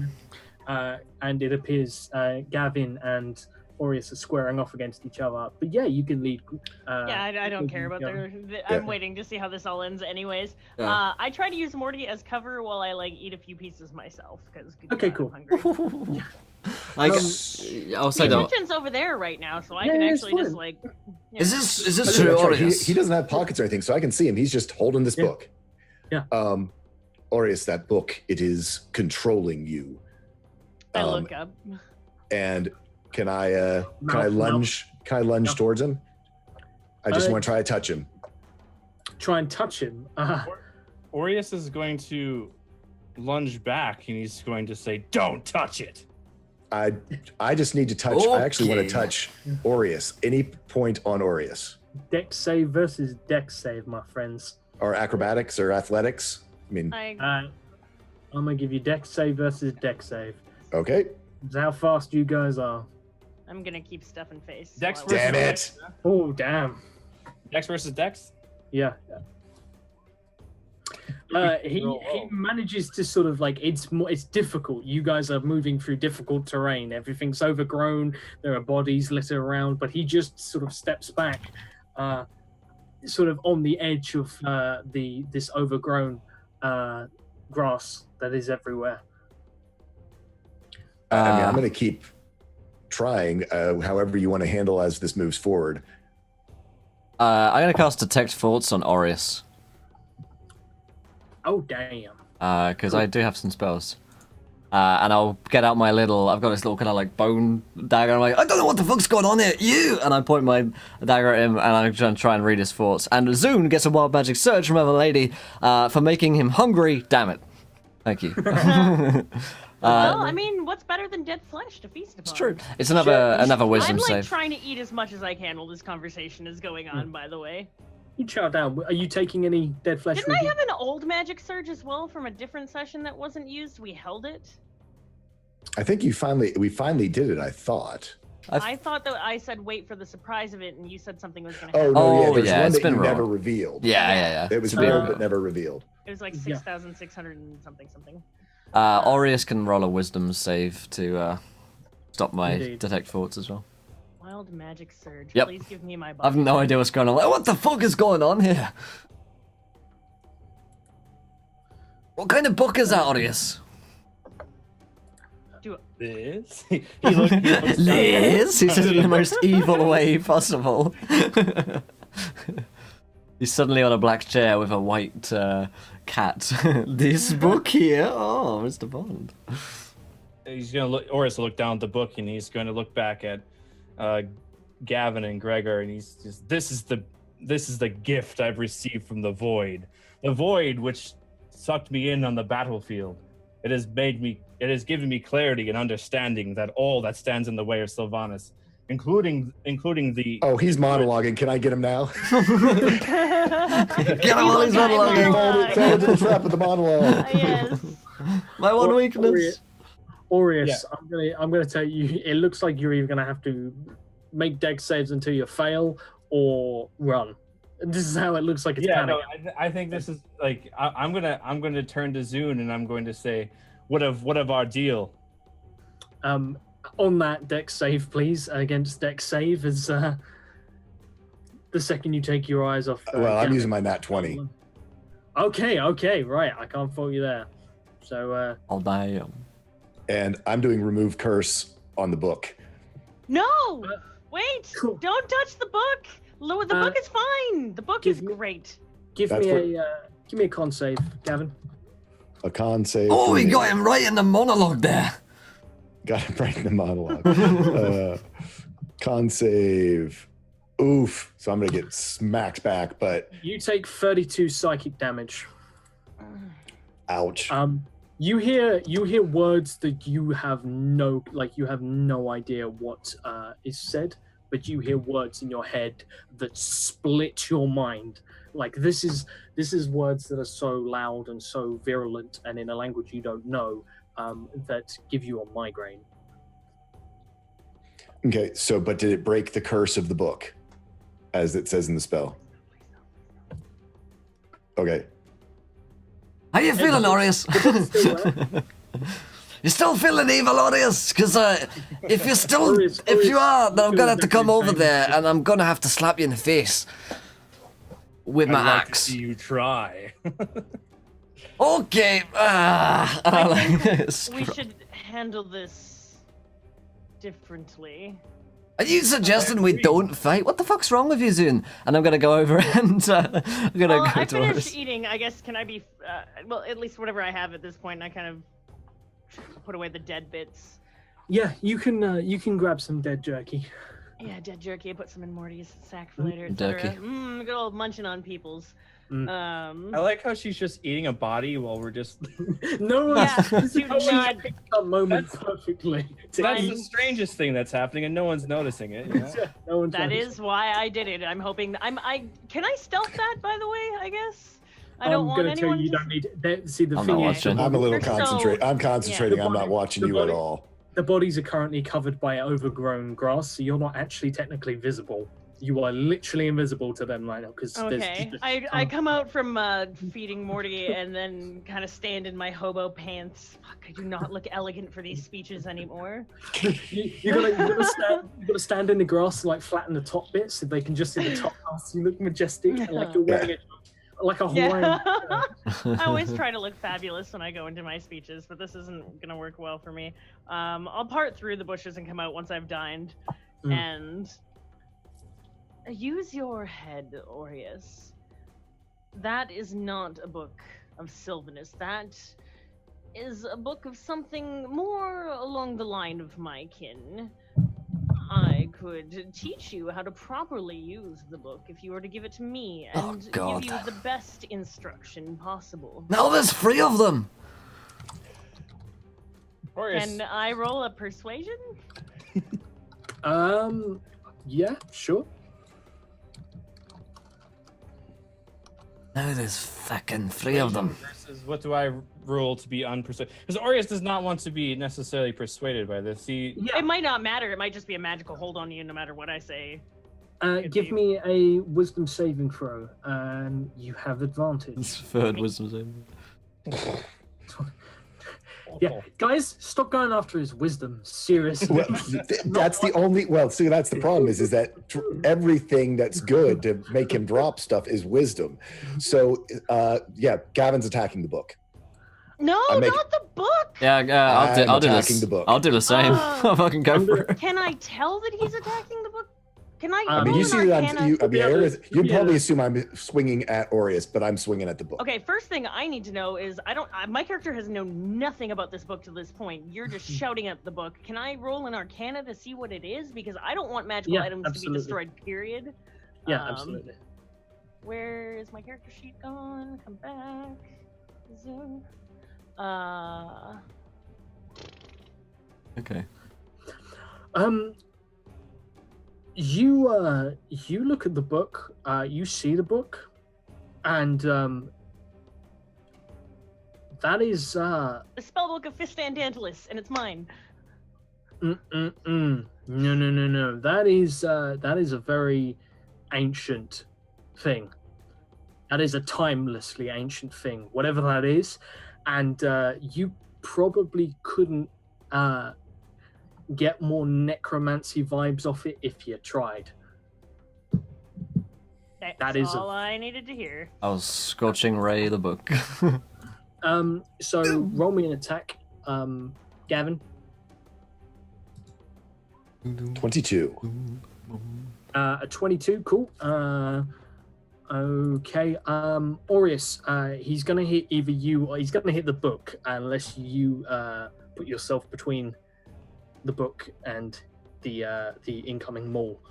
How far is Aureus away from me? Probably about 15 foot. It's not a particularly massive camp. Let me know when I can get into spellcasting, please. Okay, right, we're gonna have to roll some initiative for this one. Yeah, we're now into We're gonna give you the first swing, and let's roll some initiative. And How about that? Oh yes, +4 to initiative. So let My me old friend. just remove all this from my game the other day. Okay, we have- praise Kyrion Sali.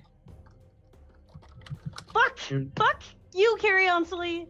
Look at all, dude. We all suck. How am I going first? I am the slowest person in this whole group. And I'm... No, dude, you got a +4 on your initiative. I've got only a +1. He's a slow-moving guy, though. I move at 25 speed and I'm in gigantic plate mail. I just really sluggish. But I'm nimble on my feet. Still got it. Keep in mind, too, by the way, friends, we are inside of a plant overgrowth, which greatly hinders movement. I believe it's... Let me just double check it. A creature moving through the area must spend 4 feet of movement for every 1 foot it moves, and my character is not hindered by that. Yeah, that's Yeah, great. I can Because I am fly. a lander. You guys are currently in the clearing in the center, but it's only about 30 foot wide. Like it's Did a you 30 move the foot. page on us, or we're still on the map page? Oh, okay, I thought you were gonna paint this. No, I'm just sorting out initiative first, as I will. I was gonna say we can theater of the mind this if we're in a basically Yeah. a 30-foot arena. Okay, goddamn, you guys! Oh, Wow, double digits, amazing, All these. regular, dude. can I point and say quickly the book to my sister Yeah. and see if she'll help me? Cool. Okay. She's overheard all of this. I presume she's gonna go for the book. She literally gave me carte blanche. She was like, "Have Kazna do some stuff," and I was like, "All right, Kazna's boss." Oh god, Kazna's nasty looking. I just opened her character sheet. Damn. She's literally Caramon, and I'm Racelet in this story, and it's just the greatest thing ever for me. I love this campaign so much. Get wrecked. Wow. Kazna, Kazna. His eyes opened. Yeah, suddenly, I can attack something. I'm alive now. Oh. Kazna is suddenly triggered. So Kazna is going to. She steps up. So wait, do I get my first attack like you said? Oh yeah. Yes. So you've got your first attack. So Aureus, are you getting it? Are you intercepting the blow? Because I mean, you can literally twist your body to take the blow instead of the book. Aureus he wants the book. He honestly thinks that the book has opened his mind to what Sylvanus really, expects him to do. So it's very important to him. It's a gift. It's kind of giving him clarity. So absolutely, being So- that devout to his How God. does that work? Does he just automatically block me, or does he have to roll He's something to gonna- block me? He's going to be able to. I mean, the book's in his hand. I mean, you are literally going to have to beat him to the floor at this point, unless you nat 20, which you'll also hit the book. But I mean, swinging a maul into someone who can literally just put the book behind them, it's very hard for them. If they're taking the hits for you, it's very hard for you to actually hit the book. It's not massive. It's only about sort of yay big. So roll me some damage as you crunch into Aureus. Yeah, that's definitely a hit. Yeah. Yep. Okay. You That's take 11 bludgeoning. And because I was going to do it, because I thought I was hitting Yeah. the book, I was going to smite it. Okay. Aureus thanks you for your honesty, I'm sure. So that's another 18. So that's 20, 29. 29 damage in total. And it's 18 of that's radiant. Do I still have the curse on me? Did we remove that at any point? We have not. We didn't get a chance to. Aureus, you've had plenty of chances. Aureus just hasn't. Well, he has. Yeah, no. I mean, unless she talked to me about it, I wouldn't know. So how much damage total? 29 total? 29. Okay.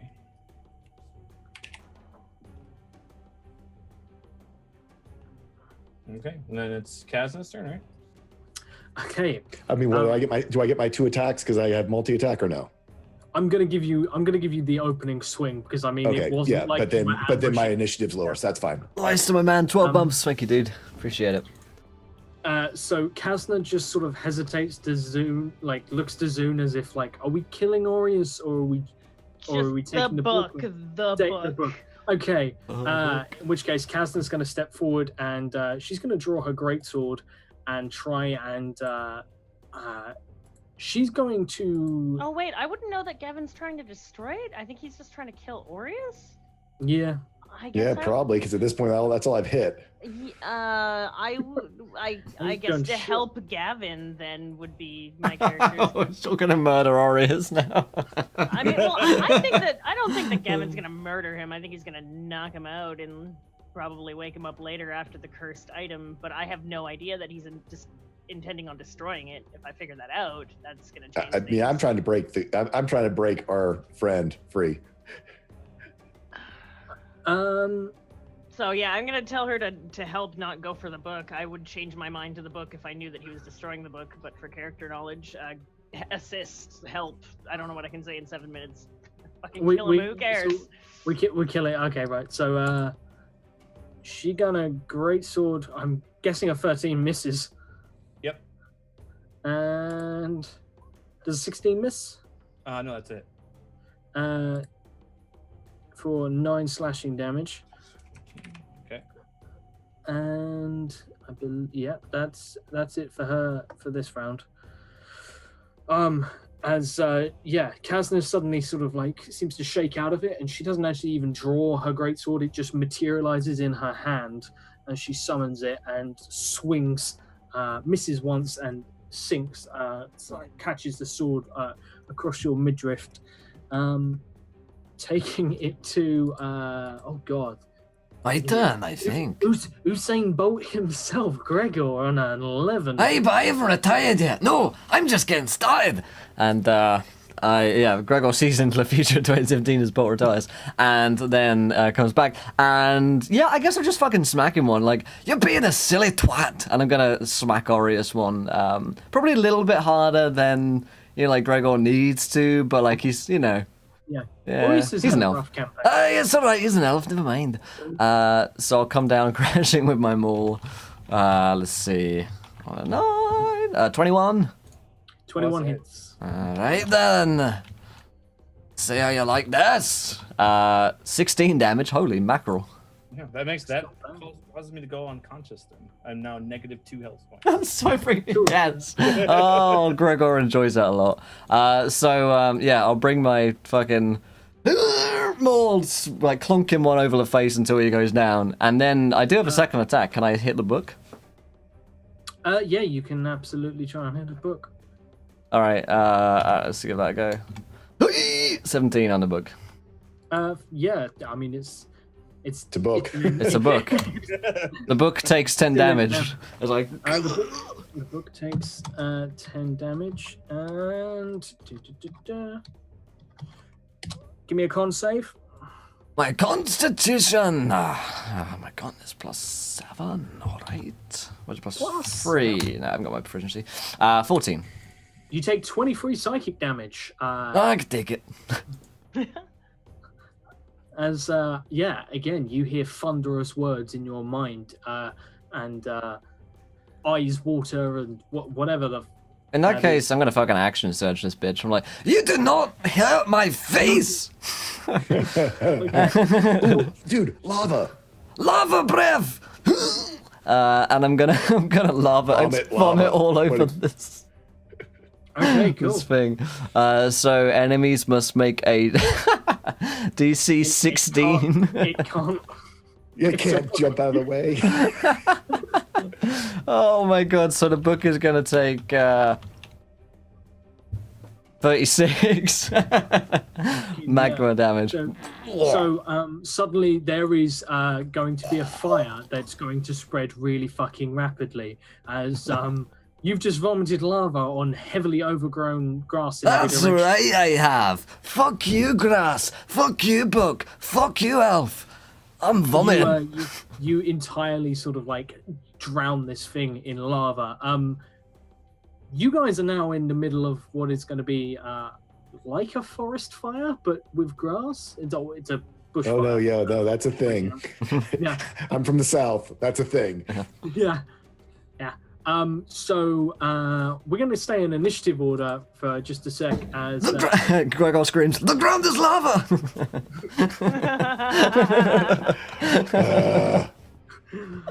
taking it to Zune's turn. As Zune, you see Gregor vomit lava all over this thing, and fire is about to spread in every direction. Like, Is you it guys have maybe destroyed? it's drowned in lava. It's a magical item. There's still hope. It's just a little dirty. It's still good. It's a I mean, little you can't dirty. actually see it. It's entirely under Like lava. encased. Ew. In magic. It's not encased. It's just all Covered. pulled around it. Yeah. The lava is spreading. You're on a hill, guys. It's all going in one. It's actually all going straight towards Thank the you, other Shonda. tent that has not been looted properly yet. It's gonna run down. I mean, it's gonna take some time. So Lava what are just- the chances, theoretically, if I misty step over there and stick my hands in the lava and try to just grab through and deal through the pain? You fucking madman. Oh god. give me a con save. Okay, so we're gonna do this, Curiosity. It's you and me together. We are Bad the boys to the greatest. It's Wow, is this gonna be happening. like actual lava pool damage? This is actual Anakin Skywalker moment. I say, I have the higher ground. You reach in, you feel the book under. You can sort of pull it out, but you were going to drop it immediately as you lose your hands. You were the guy from Indiana Jones 1. He's bringing Steve. Your hands are literally gone. That's lava. That's fine. How is that fine? I want it like Gregor's just watching her do this, and then she comes up and says, "That's fine." Just What the shock the of fuck losing, like, if if it is what she thought it was, she would sacrifice every part of her body just to get a single page out of that. So I will try and like stumpy armed grab at it until I am near death. So you I assume you only get the one the next action, right? Yeah, it's so she fishes the book out, and the book sort of falls to the ground, smoldering heavily and still covered in lava, like on the outside. Aureus, give me a death saving throw. He's in the lava. How many points of damage do I take for losing my hands? You take 36 now, and you are going to take a shit ton very soon. That knocks me out. I'm dead. The both of them are dead. Let's go, Gavin, quick. Let's just fucking go. How do I make a death saving throw? Would I roll? Just click on the death. There should be a death save. Click on the Click Literally, on you can click on the square on the thing right beside Shake. hit dice. You can Nat death 20, saves. You can get just up- click it. You get He's up on hit one. point. Oh, there. You come round. That's amazing. He just wakes up. Zune's death actually brings happiness to Aureus. It brings so much happiness when he hears Zune screams. But that's the end of his turn, right? Yeah. You come round on one hit point. You're prone. No one else will realize that you are conscious unless they check you over. But you are awake. Wait, question for Josh, and this is more out of character, but is now that the book is burning, is Aureus still like obsessed with this book? I don't know. We'll find out next round. Who fucking knows? Okay. Because if so, I'm gonna have to curb stomp you, lad. I'm not in charge. Yeah. Yeah, if he's obsessed with the book, he'll try and rescue it too. Get the book. Get the book. Burn your hands Yeah, off. but Whatever. Burn my hands till I pass out. No big deal. It's okay. We'll... death save is all you can do in one round, though, right? So it's my turn. Absolutely. Yeah. It is And it's a Gavin's book. turn. It's a book lying on the ground, right? Yeah. I guiding It's- bolt it Cool. at, Uh, I assume, a 16 hits. This book is taking so much damage. yeah. And I'm doing it at my highest level. So it takes 20 points of radiant. Hoping it that does- Leave the book alone. hoping that radiant Radiant. uh, Oh, nice. Give me a con save. 19. Nice. You take half of 32 damage, which is 16. 16. You 16, take yep. 16 Yep. psychic damage. The book, sort of like you blast off the lava, the book looks pretty battered. It is now also glowing because guiding bolt. Yeah. So next attack on an inanimate object is an advantage because yay! Give me 1 second. I just got to check my bonuses. This is like Zune's worst nightmare coming to life. I'm going to, I'm pretty sure, where's my weapon? A divine weapon, whatever it's called. It's escalated so quick. What's the name of that damn spell? Spiritual weapon. Spiritual weapon, thank you. And that's a bonus action if I recall. It is Yeah. indeed. We come back and Kazna's like, guys, what did you do? Yep, so I'm casting spiritual weapon to hit it again with some more radiant. Okay. Yeah, you. It doesn't do radiant. Just so you know, it does force. A force. Hey, force works fine. Force Cool. rips things apart. Right. Give me a concentration save. A con save. It didn't seem to do it at the higher level. It does that sometimes. Just- Give me a second. You roll extra dice. Okay. Oh, there you go. yeah, so just that roll- should be- roll me next damage. That should be an extra one. Cool. So There. just the 8 extra. So 6 plus 8. And yeah, give me a con save. Yep.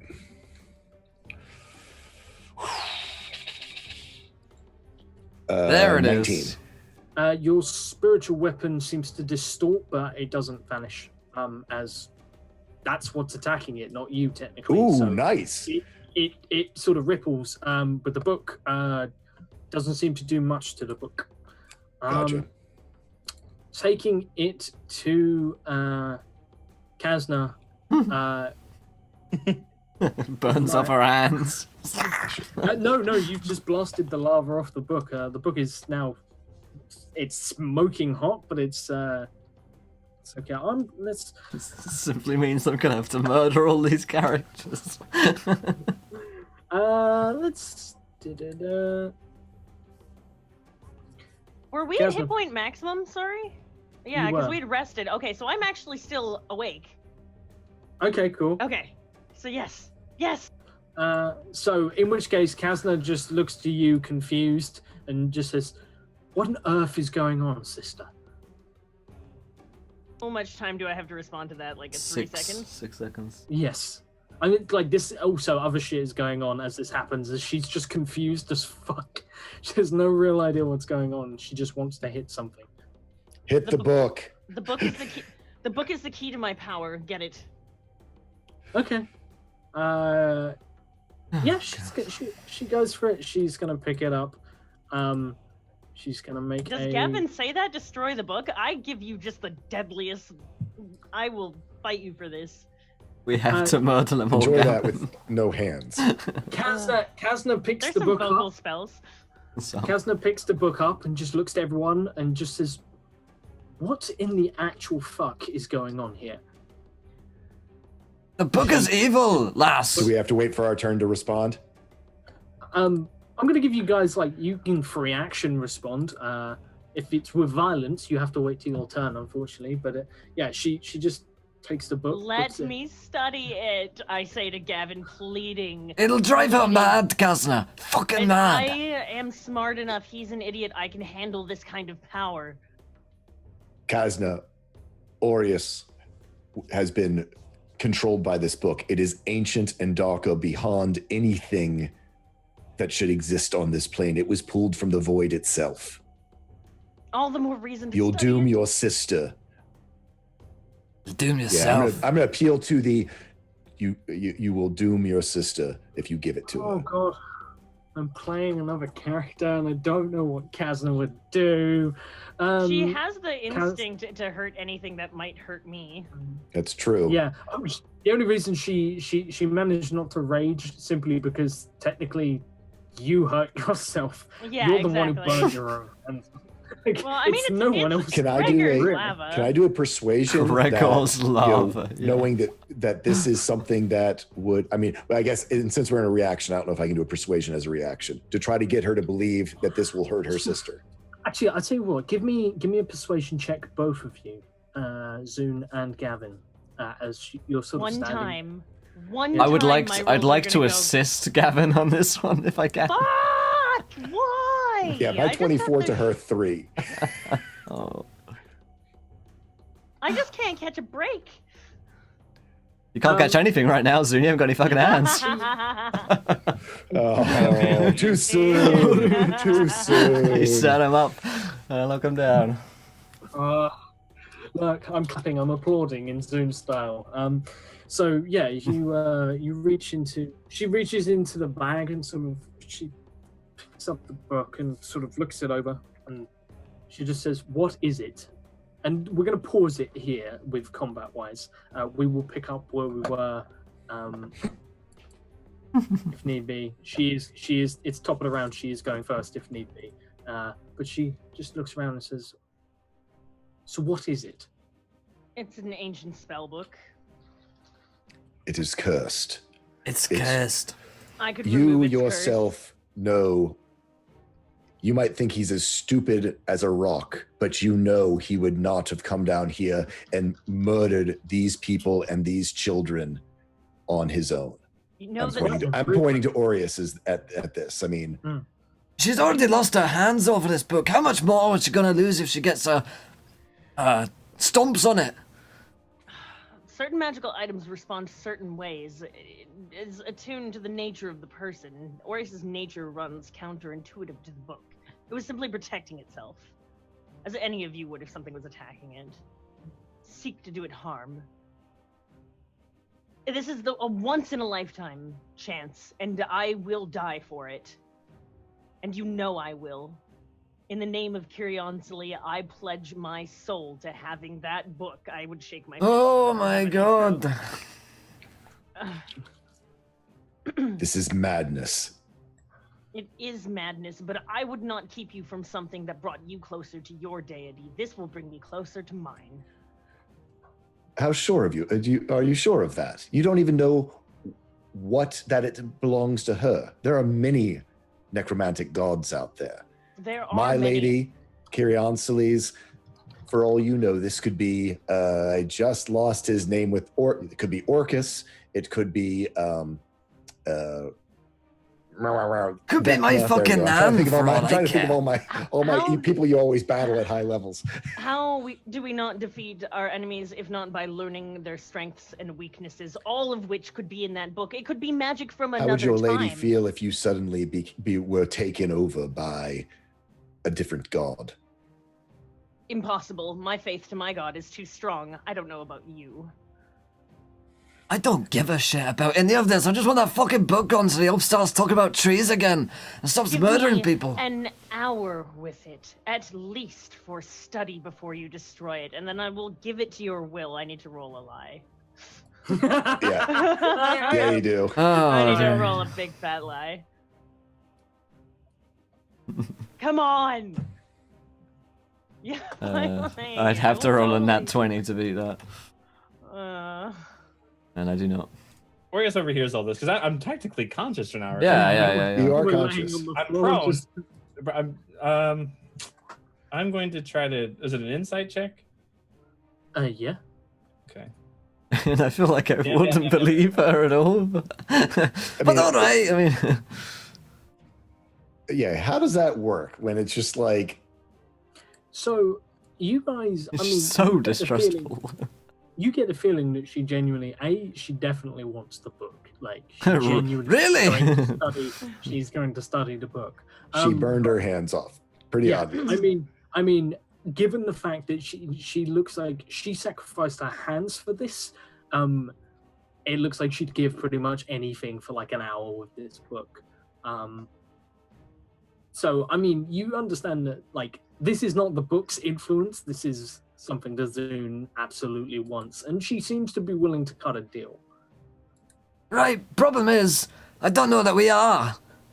Yeah. I've got a pretty much kind of hard line on this kind of thing. Not a very book kind of guy right now. I mean, Gavin seeing even if it was a neutral person, but someone he didn't think was evil get turned to kill children, burn them in their tent. I would do that on a Sunday in my finest gown. That's you. You're fucking mental. Aureus is just an elf that likes to kiss trees every now and again. It's driving him fucking mad. 1 hour. No. So I'm gonna. No. So No. No. I look at her and I go, no, I can't do that. I can't be that. But Gavin wouldn't do it, but I want to. It's like, yeah, good luck turning the pages. I have prestigious. I was gonna say, could I file that under common sense? I was like, see what your sacrifice has brought you. You're not even thinking with common sense anymore. You can do nothing with the book. You can't even open it anymore. Your sacrifice was meaningless. I have gold. My hands can be healed. Yes, because we are in the middle of the post-war that basically destroyed the place. You are months away from anywhere that can hear you. I'm a cleric and I can't bring your hands back. I dramatically lift up my ugly overalls to my literally fleshless Oh my legs god! and go. Oh, we've seen them before. Exactly. I would She sacrifice. shows you some ankle. Yeah. Ooh. I would sacrifice any part of my body that is just a simple vassal. Enough time and knowledge, I won't need this body anymore. I will ascend into something greater beyond life and death. And my chance to do that could very well lie in that book that you were so willing to destroy. Yeah, that's pretty much the long and short of it, I guess. You want it, we don't want to give it to you. Kazna is here thinking, what the fuck? With her eyes still wide open. Kazna, what's wrong with you? Fine, destroy the book and see what evils it unleashes upon you, but I will never forgive you for this. Good. That's good. Gavin, do you like to do the honors? There's not much I can do to stop them with no hands, so she's pretty much just all bark and no bite at this point. I guess we're sort of out of initiative as combat has ended. Aureus, you are conscious. That's the final person I'm going to ask, as it seems like Sanka's gone down. Does he chime in? Does he seem like he is still under the influence of this book? You haven't even noticed he's conscious at this point. I know. That's right. While this is going on, Aureus is muttering something. He's calling from aid from woodland creatures right now. Josh, remember to speak. Woodland creatures. What's that? The sound of woodland creatures coming. No! The sprite is taking the book away. What are you summoning?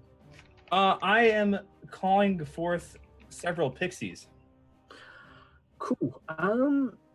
So you reach out and sort of summon forth these creatures. And creatures do indeed appear, and these creatures are slightly different to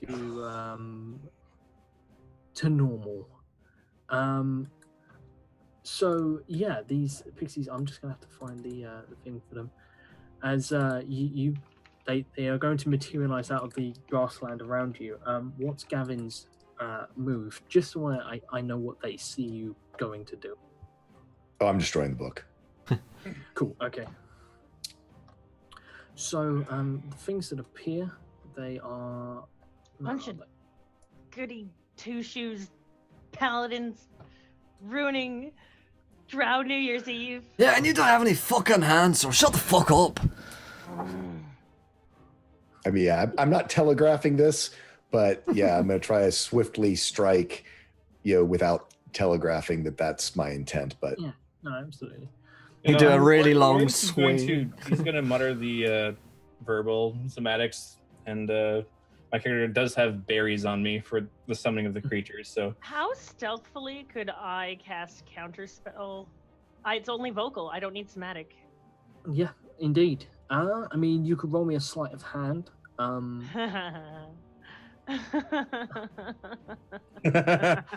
boy. Genuinely, would. Because if he's would be a using sleight. spells to destroy it, and I can kind of be like, "Oh, your spell's just not working," then I'd like to. and this is going to be a GM ruling whether a smite is actually a spell. It is. Oh, It is. No, it uses a spell slot, but there's no components to it whatsoever. It is still do a you spell. have to have do you have a process of casting the spell? No, it's basically if I hit, I say I'm using it. I Oh, channel okay, my I then channel my god. I channel my god. I don't think that would work because I have to interrupt your spell casting process of it then. Oh, so. yeah, I suppose. Yeah, no, I suppose so. Yeah, it's just it's a pure channel. It uses up a spell slot, but it's not considered a cast. Okay, so Fuck. how many of these things did you summon? I'm gonna say 6. I'm running out of holly berries. I'm gonna cool. go with 6 fey pixies. Sleight of no hand. I was Very gonna say good. it's gonna be like imps or something horrible from And like why- the circles of hell. And while I'm doing this, I'm gonna start crawling into the growth. Like no one noticed. I'm barely conscious, and I'm muttering these words. I'm gonna start Right. crawling into Roll the me a overgrowth. Roll me a stealth check, and Sure. you watch as something appears next to you.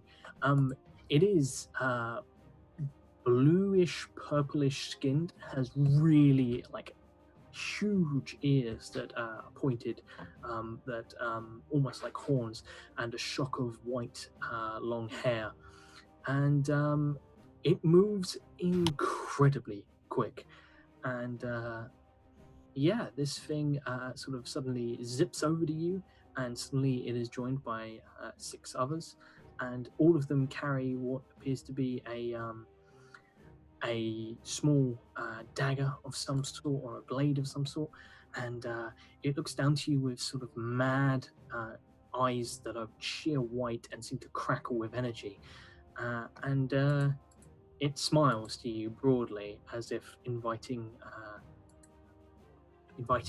comment, like, what do you want us to do? It says in What silver. are these? What are these things? Wow, You've never seen these I've before. never seen these before, so I have no idea what they even do. I don't. Well, Orius was going to summon pixies in order to incapacitate the dwarf and the paladin with polymorphs and confusion. But he's going to. I don't know what you are. You know, look at this new evil voice he's taking on. I don't know what you are. I don't know what you are, but. The one on sort of like basically sitting on your chest looking down at you is definitely pixie sized. It draws this blade, this wicked blade, and it suddenly starts to vibrate out of existence. Like it starts moving so fast that you cannot actually keep track. It's just a blur, and then it stops and it says, "We are quicklings. We're here for you, Orius." Oh, Very that's good. so What are they? cool. That's so cool. Quicklings. These Yeah. are Fucking these are horrible. dark fae. Dark Fae. Uh-oh. Yep. Yes. Well, yeah, this is what happens when you get tapped into certain things. You summon fae creatures. You summon from a different pool. I'm They are going very to, much stabby. I'm gonna use them for the same reason I brought the pixies there. I'm gonna tell them to occupy in any way they can possibly occupy the dwarf and the human. Okay. They'll go and- for a piece. Mhm. And if I have any sort of time, I'm going to instruct Zune to. Well, I guess I'm crawling away. I'm not going to instruct Zune to do anything quite yet. So I'm just going to crawl away, hopefully without anyone seeing me. Okay. Hopefully. Oh, don't you just love a party that gets along with each other? Well, it's the book's fault. It's chat's fault. Like I have to be evil. Like this is, and they're impeding my evil. Indeed, they are absolutely getting all up in your evil shit. Gavin, for starters. What happened to my wild magic surge? Just FYI. I need ready. to find that. I was gonna say, grow hands. Grow hands. That sounds great. Like Swear to God. random hand growing somewhere would be perfect. You grow a horse from your Good Lord, hands. what is? Oh, that's. I know what that Like is. monkey Never hands mind. at I know this exactly point. what that is. You need hooves. That is some of the worst rolling I think I've ever seen. Gavin, what's your AC? Not a one of those hits. Quicklings suddenly rush you to attack, and begin sort of like trying to find chinks in your armor, and they begin to climb over you. Too fast for you to swat away. They are fucking just moving across you. It's hard to tell how many there are. You can't keep track of them. And on Gregor, I have a feeling. Jesus. Oh, made the last one finally. A 26 will just hit me. Yeah, at 26, one of them finally climbs up to you. They're all chipping away at your armor, or not chipping away, because they're just making Ting, ting, ting, ting. Yeah. One Someone of them knocking. gets up to you, and literally you feel a small hand reach up your nose, and it grabs like a fistful of nose hair and Nice. stabs you in the face, holding on. And you see this flickering, evil, small, tiny little creature perched on your face, and it jetters to you in a language I don't suppose you speak Sylvan. No, no, I do reply to him. I'm gonna fucking murder you and your family. It grins at you, and it sort of falls, lets go, and it just carves a small scar, a gash across your face. Okay. Kazna has no fucking idea what's going on, so Kazna is just going to defend herself against anyone who makes a move towards her. Let them come. Kazna still has the book at this point. So, Gregor, you are up, buddy old pal. There's a quickly in my face. Who's got the book right now? Kazna currently has the book, and is sort of holding out her great sword. Doesn't look like she's planning on giving it up. The book is in her bag. Don't have to kill Kazna. Kazna gives you a dangerous smile. It's also slightly flirtatious. Yeah. Of course it is. Hey, we got that unspoken bond of trying to kill each other / flirtation thing. Hey, I don't really have that with this quickling, so I guess I'll just murder that. Okay, make me some attacks. Alright, see you soon, Volty. Yeah, I will try and murder the quickling in my face. Is it clear that this thing was sent by Aureus? No, these things have just come out of nowhere. Yeah, I blame Aureus or Zune. No, that's a 19. You're at disadvantage, unfortunately. Okay. 19. Yeah. So yeah, a 19 will miss. No, a 19 will hit. Oh, yeah, so yeah. Okay. 13. You kill it. Okay. Entirely. Yeah, I'm gonna curb stomp it. Just kind of like grab it off from my face, throw it down, smash its face into a pulp. There are others around? Yeah, they are. There's currently 5 of them. 2 of them on you and 3 of them on Gavin, just trying to like find holes in his armor. They're very confused by Gavin's armor, to be completely honest. Lots of people are about to die. And that's the end of my turn. I mean. Okay. Fucking you people. Zune. Yeah, relationship goals, right? You sort of being a little bit set back, you suddenly realize that Aureus is missing. As you are not focused on Kazna, you have the perspective from where you are to see that Aureus isn't there, and see these creatures have just sort of zipped across from where he was lying, and crawled up and started attacking the other guys. It's also a viewer decision. Viewer decision hasn't come up yet. It may No, we got come up another this one. episode. Another one. Oh, we got another viewer decision. Holy damn. Okay. I love you, Chad. Okay. This book is going to. This book has been damaged and is going to start malfunctioning. Sort of. It's going to almost wild magic surge, except you guys are going to tell me what kind of wild magic surge it's going to be.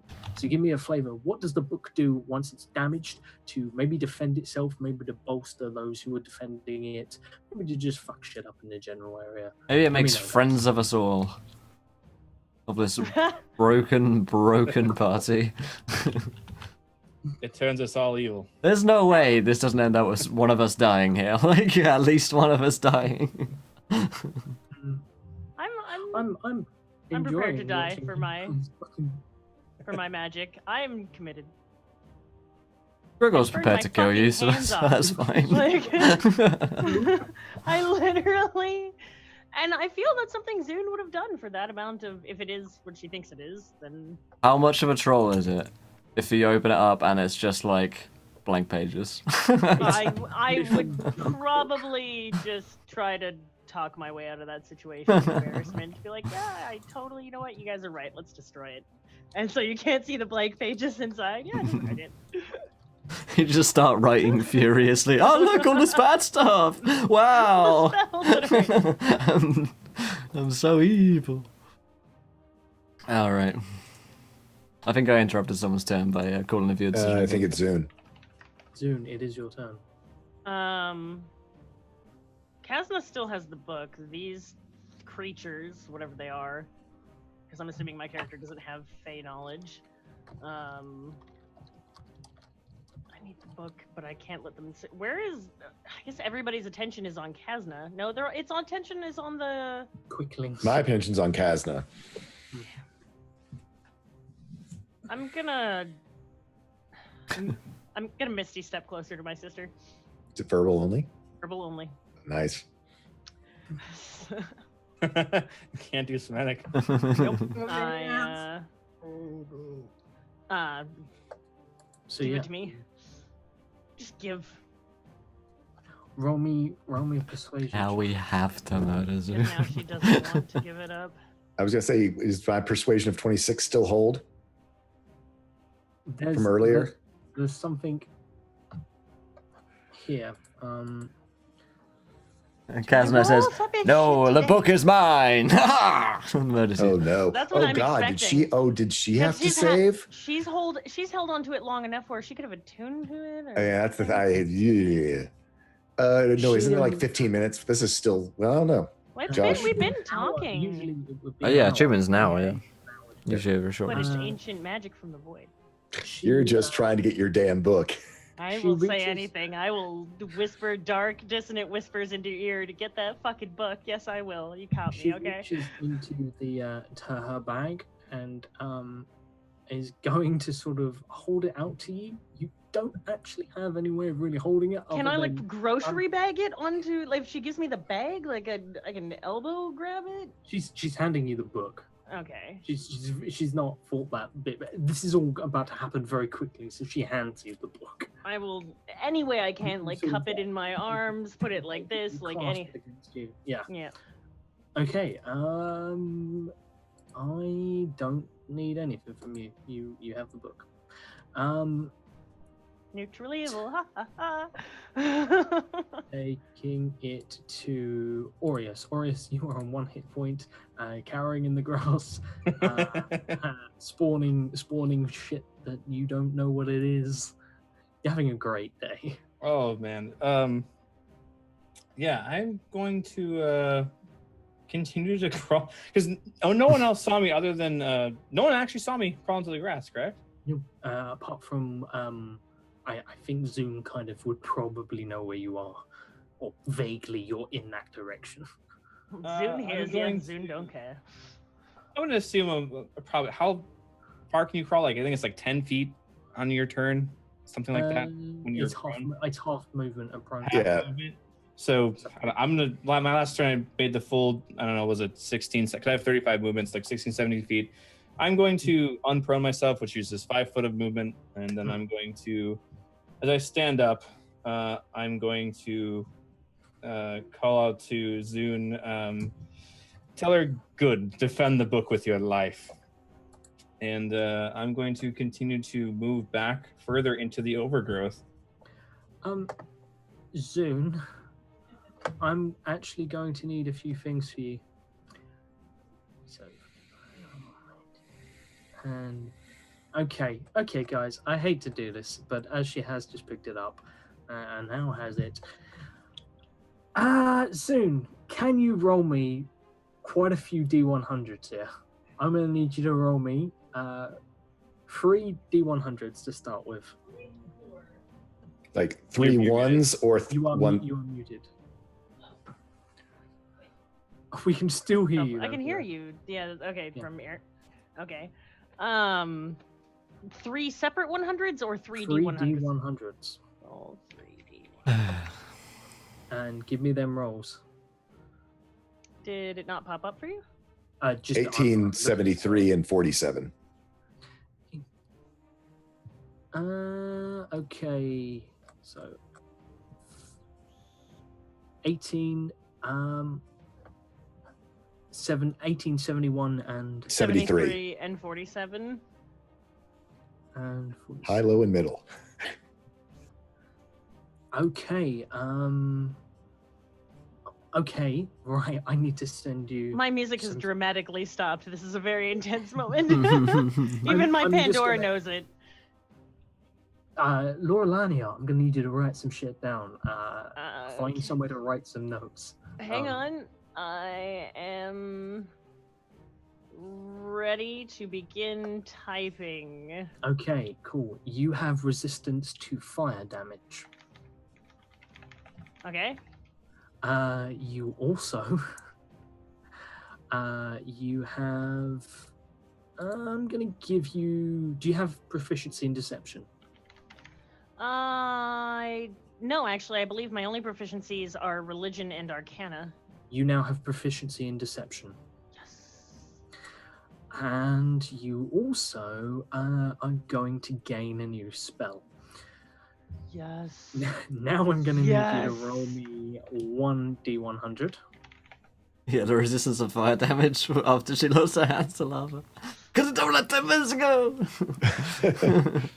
What did you roll? 70. Scratch that. You're going to learn 2 spells. And now I'm going to need 3 D100s. This, guys, is where things get a little bit not so great. Because now we're on the detrimentals. Okay. 61, 80, and 51. Powerball numbers. Oh my god, this is amazing. Okay, you lose your sense of smell instantaneously. Good, I can't smell myself anymore. I That's was gonna fucking say, Yeah, that's it fantastic. smelled pretty bad. It's a thing today. Actually, that'll be Um, terrible for spell components. Mm. At least I can taste. Okay. It's gonna be difficult. What were the other 2 rolls? Yeah, Your they're kind of 61, linked. 80 and 51. 80. 80 and 51. Oh my god. This is so terrible. Okay. You are deaf if you are more than 10 feet from this book. I die if I'm more than 10 feet No, from the you book. are Deaf. As in you can't hear. No hearing. Yeah. Oh, Yeah. deaf. I was like, excuse me? Okay. And this last one, within 300 feet of this book, no one will gain any benefit from short or long rests. That means I can never cast spells again? It doesn't include you. Which means we definitely need to murder Zune. Within 6 days. Yeah, because we all get We just exhaustion. die, yeah. Yeah. We would all die of exhaustion in 6 days. Just kill everyone. And I'm going to need 2 D100s, as those were the minor detrimental properties. We now have 2 major ones, which might be the death. 91 and 56. High's got to be bad. I know. I'm so excited. Okay, 91. You now have vulnerability to all damage. So every type of damage you take double. Oh, Any- shit. As a wizard, that's not good. And what Let's was go the in, boys. 51, was it? Yes. Or 56. Ah, 56. Sweet. Okay, I'm gonna need one last roll for you because you've just gone mad. I fucking love shit like this. You This think is so she's much gone fun. mad now? She went mad about 6 episodes No, ago. no. She's No, not. like true madness table. Yeah. I know which table you're on. Son of a Oh. gun. You're an Guys, evil this bastard. This is chat. Chat literally summoned this. I was like, all right, cool. We blame you, chat. Give me a D100. And- D100? yeah, goddamn, so many D100s. I do apologize, guys. 36. 36.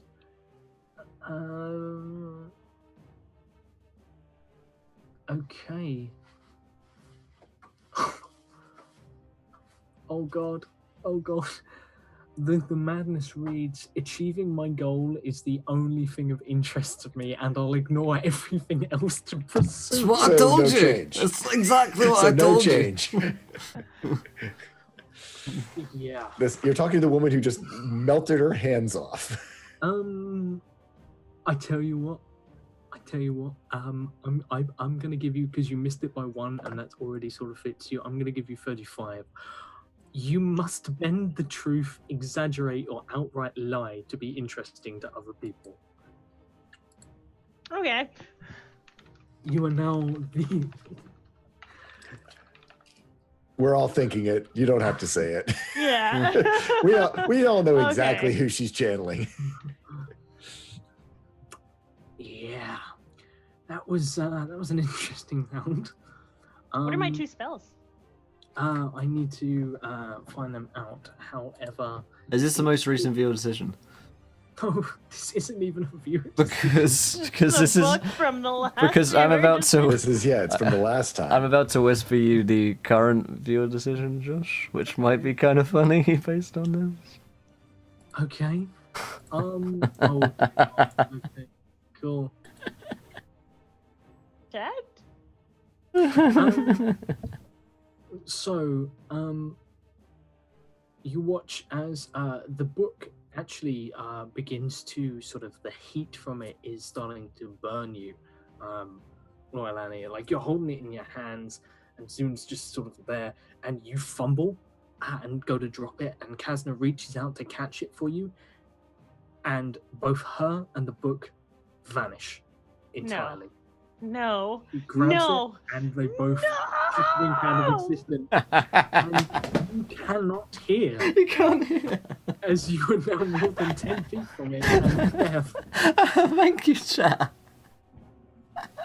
Oh, praise chat. And I can't use my hands for the drow silent hand code anyways because I have no fucking hands. So, that happens right now? Right now? That happens? The troll.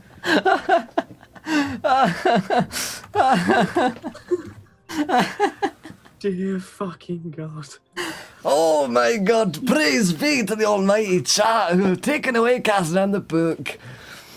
God Well, damn, it's I love convenient you. since we don't have cast this player for the next 2 weeks. Now I don't have to murder you soon.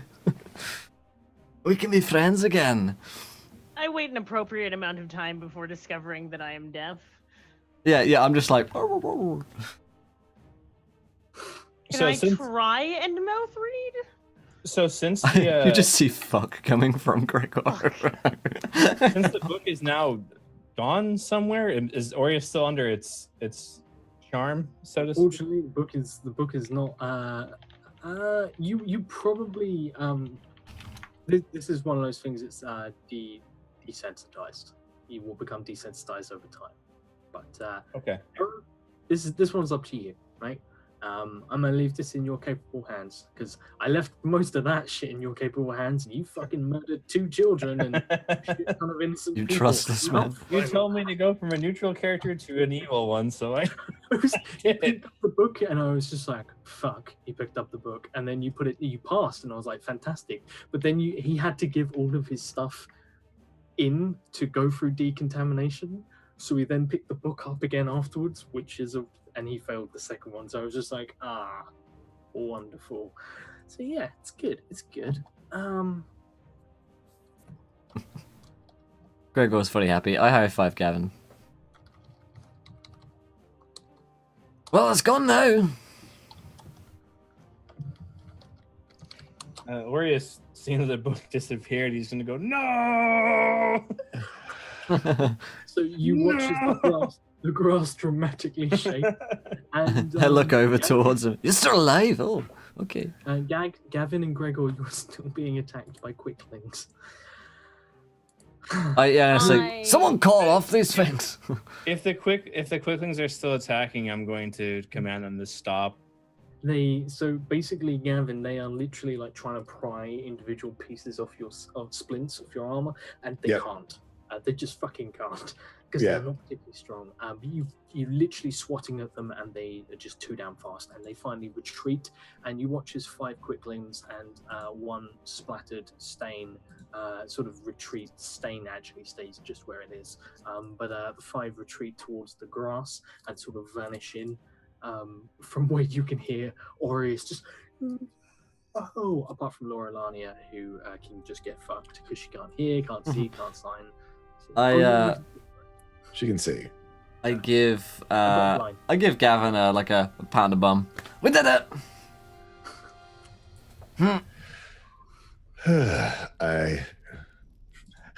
I don't believe that's going to be the last of that. No, but Zune is doing weird things, and Aureus is just trying to murder us. So Aureus, you, and I'm gonna go over towards him, like put a booted mail on his chest, sort of thing, and be over him. What the hell are you thinking, man? He's standing. I'll punch him until he falls down on the ground. Then I was gonna say he's got 1 hit. He's on 1 fucking hit point. I'm gonna beat you up, lad. I give him a good old dwarven tough love, which is. Knocking him onto the ground and beating with my mailed fist for a while. Ooh. I use Divine Sense again to see if I can smell the book. You can smell the book, but it's a lingering smell. It's not that I can't track it. I can't track it, or no direction. It's not like it's just gone voomf and appeared like. Well, that's a question. I was trying to make sure that because it does say that I know like distance and all that good kind of stuff.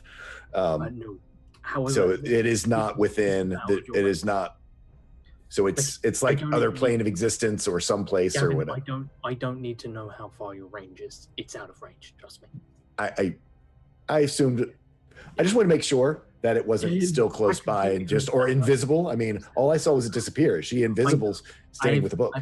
I've had to deal with shit like this in previous games where my character and we were all like, cool, let's just take a rest and we'll chill.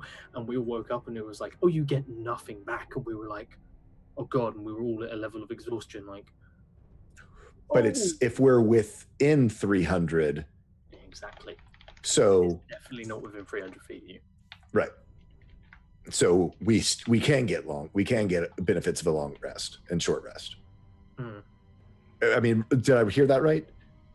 Is it if we're close to it? If we're close to it, it's bad. If we're far away, it's good. Yeah, absolutely. Yeah, it's bad for Zune to be far away. Yeah. Zune needs it within 10 feet, or she can't smell. Well, no, here. No, smell No, was my line. here, no, yeah. Smell, yeah. Smell is gone forever. Hearing is I try not to let on to that, but there's no way that's gonna last forever. So chaos calms down in the peaceful camp of the lovely family who reside here. I checked the thing for potions and shit. the tent that we never even searched because he lit the whole family on fire. I go immediately. Oh, actually, look are to we that. still in the middle of a wildfire? I'm gonna say no because otherwise you'd probably all be on fire by now. I'm gonna say, it's just to the point where I'm the resistant. grass I'm immune, run so. out. Yeah, it's okay. I do want to have a few choice words of Aureus, though. I'm gonna try. I'm gonna try remove curse again on him again now that he is not in direct contact with the book. Because before I tried to do it on the book, now I'm gonna try to do it on Aureus, since he's not in contact with the book, and see if it will work better. If he'll let me touch him, that's another question. I don't know if he will, or if he cares at this point.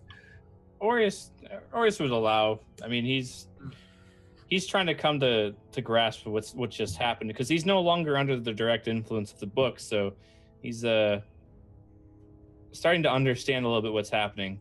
Yeah, I'm going to try to help him along that path to bring him around faster by using remove curse.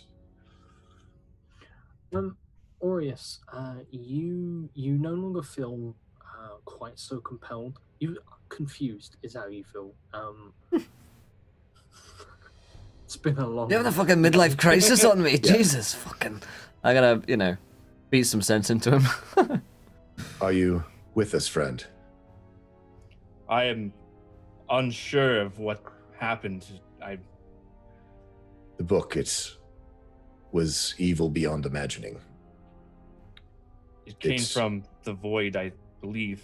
Did that give you a clue when it was from the void? Doesn't sound good, does it? No. It makes well, he can sense pull anything now. from the void. It makes Don't sense you now, take his side, Gavin. I'm just saying. Well, actually, I don't know that. I'm saying that as a player. I'm sorry. Yeah, Gavin doesn't know he can pull anything from the void.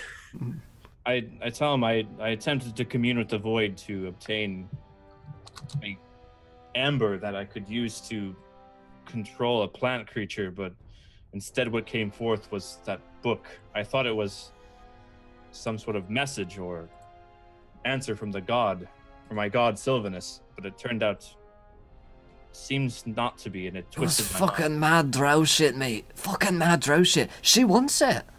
She So, fucking burnt her hands off for with my it. passive perception of 13, you stay right there. I call out to Zune as she tries to sneak off. Oh, Yeah. that's true. She thinks she's being quiet as hell, man. You are muted. But It's But perfect. she can't hear me It's say stop. fit. She thinks she's being so damn quiet. So quiet, I can't even hear She's myself. being so sneaky. Force herself onto the horse, and Where's it's not. So I do want to try something with her. So just again, don't know what might have come over her.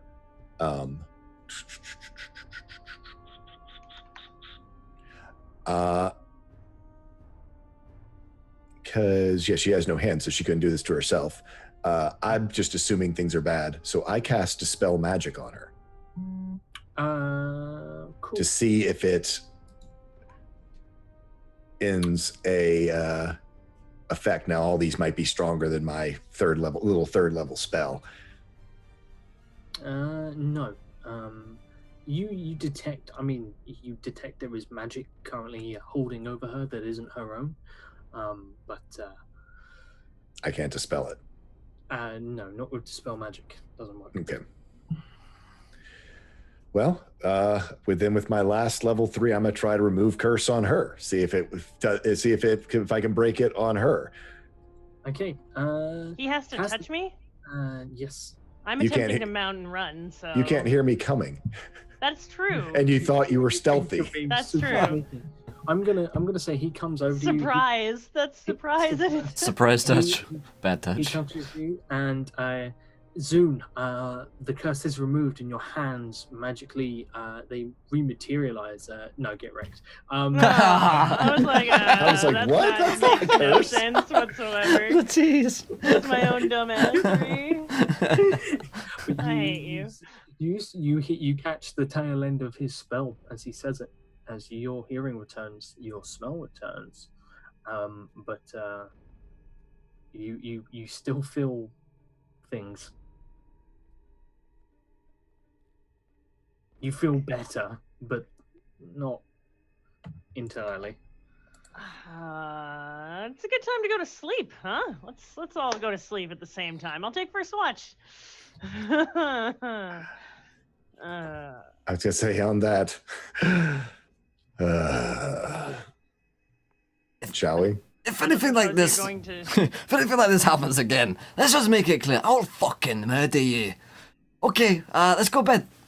You're lucky I don't have my hands. I would slap you. I I assume that's a Gavin. I'm not gonna run through all the reasons. No, I'm gonna sleep now. Good night. So you actually have a tent that is large enough to sleep all of you. There's in dead a children camp inside. Entirely. No, it's empty. There is an entire empty tent that no one was in at the time, and there were roll mats and everything. It's people were living here. This is the adults' tent. So yeah, if you guys feel like catching some kip, we will end it there as you guys sort of awkwardly stand in the clearing. Gregor goes in to get some sleep, and we learn something about fucking around with evil artifacts. It's fine if you just give it to the evil character. That's That's what I learned. Yeah, that worked out so well for you, didn't it? That was good. Worked really well when you got your hands on it. Miss vulnerable to all damage. I mean, Worth. nope. Worth Yeah. if the spells inside are worth if you can't kill me because I have so much magic, I can be vulnerable. No one It's else fine. could deal with it, but Zune really had a hand on it. But yeah, that's all going to wrap up tonight's episode, my friends, of The Long March. Hopefully you guys enjoyed it. If you did, then please do let us know in chat. Of course, we'll be back tomorrow. Tomorrow's Wednesday, and at 1 p.m. Eastern, 6 p.m. UK time. We'll be back for more Call of Cthulhu horror on the Orient Express. So come along and join us for that. Really looking forward to that game, as always. And let's go around a custom crew. Did we enjoy ourselves? Where can we find one another online? For me, that was incredibly stressful. And Gregor is just nonplussed by and amazed at the group, I think, at this point. Fist to Aureus. He expects it of Zune. You know, he expects it of Zoom, but for the rest of you. Anyway, let's go around real quick. Let's start with Talk Score. What do you think is a nice show, my friend? Oh, yay! Evil, fighting, paladin stuff. Yeah. What more could you ask for? I'm Tall Squall. You can find me all over social media as Tall Squall, and on Saturdays at noon on my Twitch channel as I host and DM The Vice, which is a campaign we run for charity. So stop on by. We'd love to see you. Fantastic. Laurelania. Laurelania, twitch.tv. I'm gonna get that fucking book if I have to burn my feet off too. I can make that happen, you know. My character immediately begins practicing pedomancy, which does not, sound like what That does sound bad, doesn't it? That really sounds bad. Holy mackerel. Speaking of which, Aureus. Yes, Aureus had a interesting ride today. He was charmed to be a chaotic evil from the book, but hopefully that starts to break and wane over time. Yeah, you can find me at Arrow TV on Twitch and on Twitter. Fantastic. And last but not least, Josh. Yeah, I'm actually quite enjoying watching you two guys just try and repeatedly murder each other. It doesn't get stressful for me. It's just freaking hilarious to watch, and it's really nice because it's nice to have chat on my side. Who completely dicked you guys over. Fantastic. Anything else you wanna? No, I will hopefully be around Thursday and see you guys then. Yeah, absolutely. Awesome. Thank you guys again for the donations. Thank you for the follows and the retweets. And like I mentioned, we'll be back on tomorrow, 1 p.m. Eastern for the Call of Cthulhu. Other than that, though, guys, thank you for watching. Holy shit, next week's going to be wild. And until next time, try not to roll too many net ones because we want to be laughing when you do. Good night, everybody.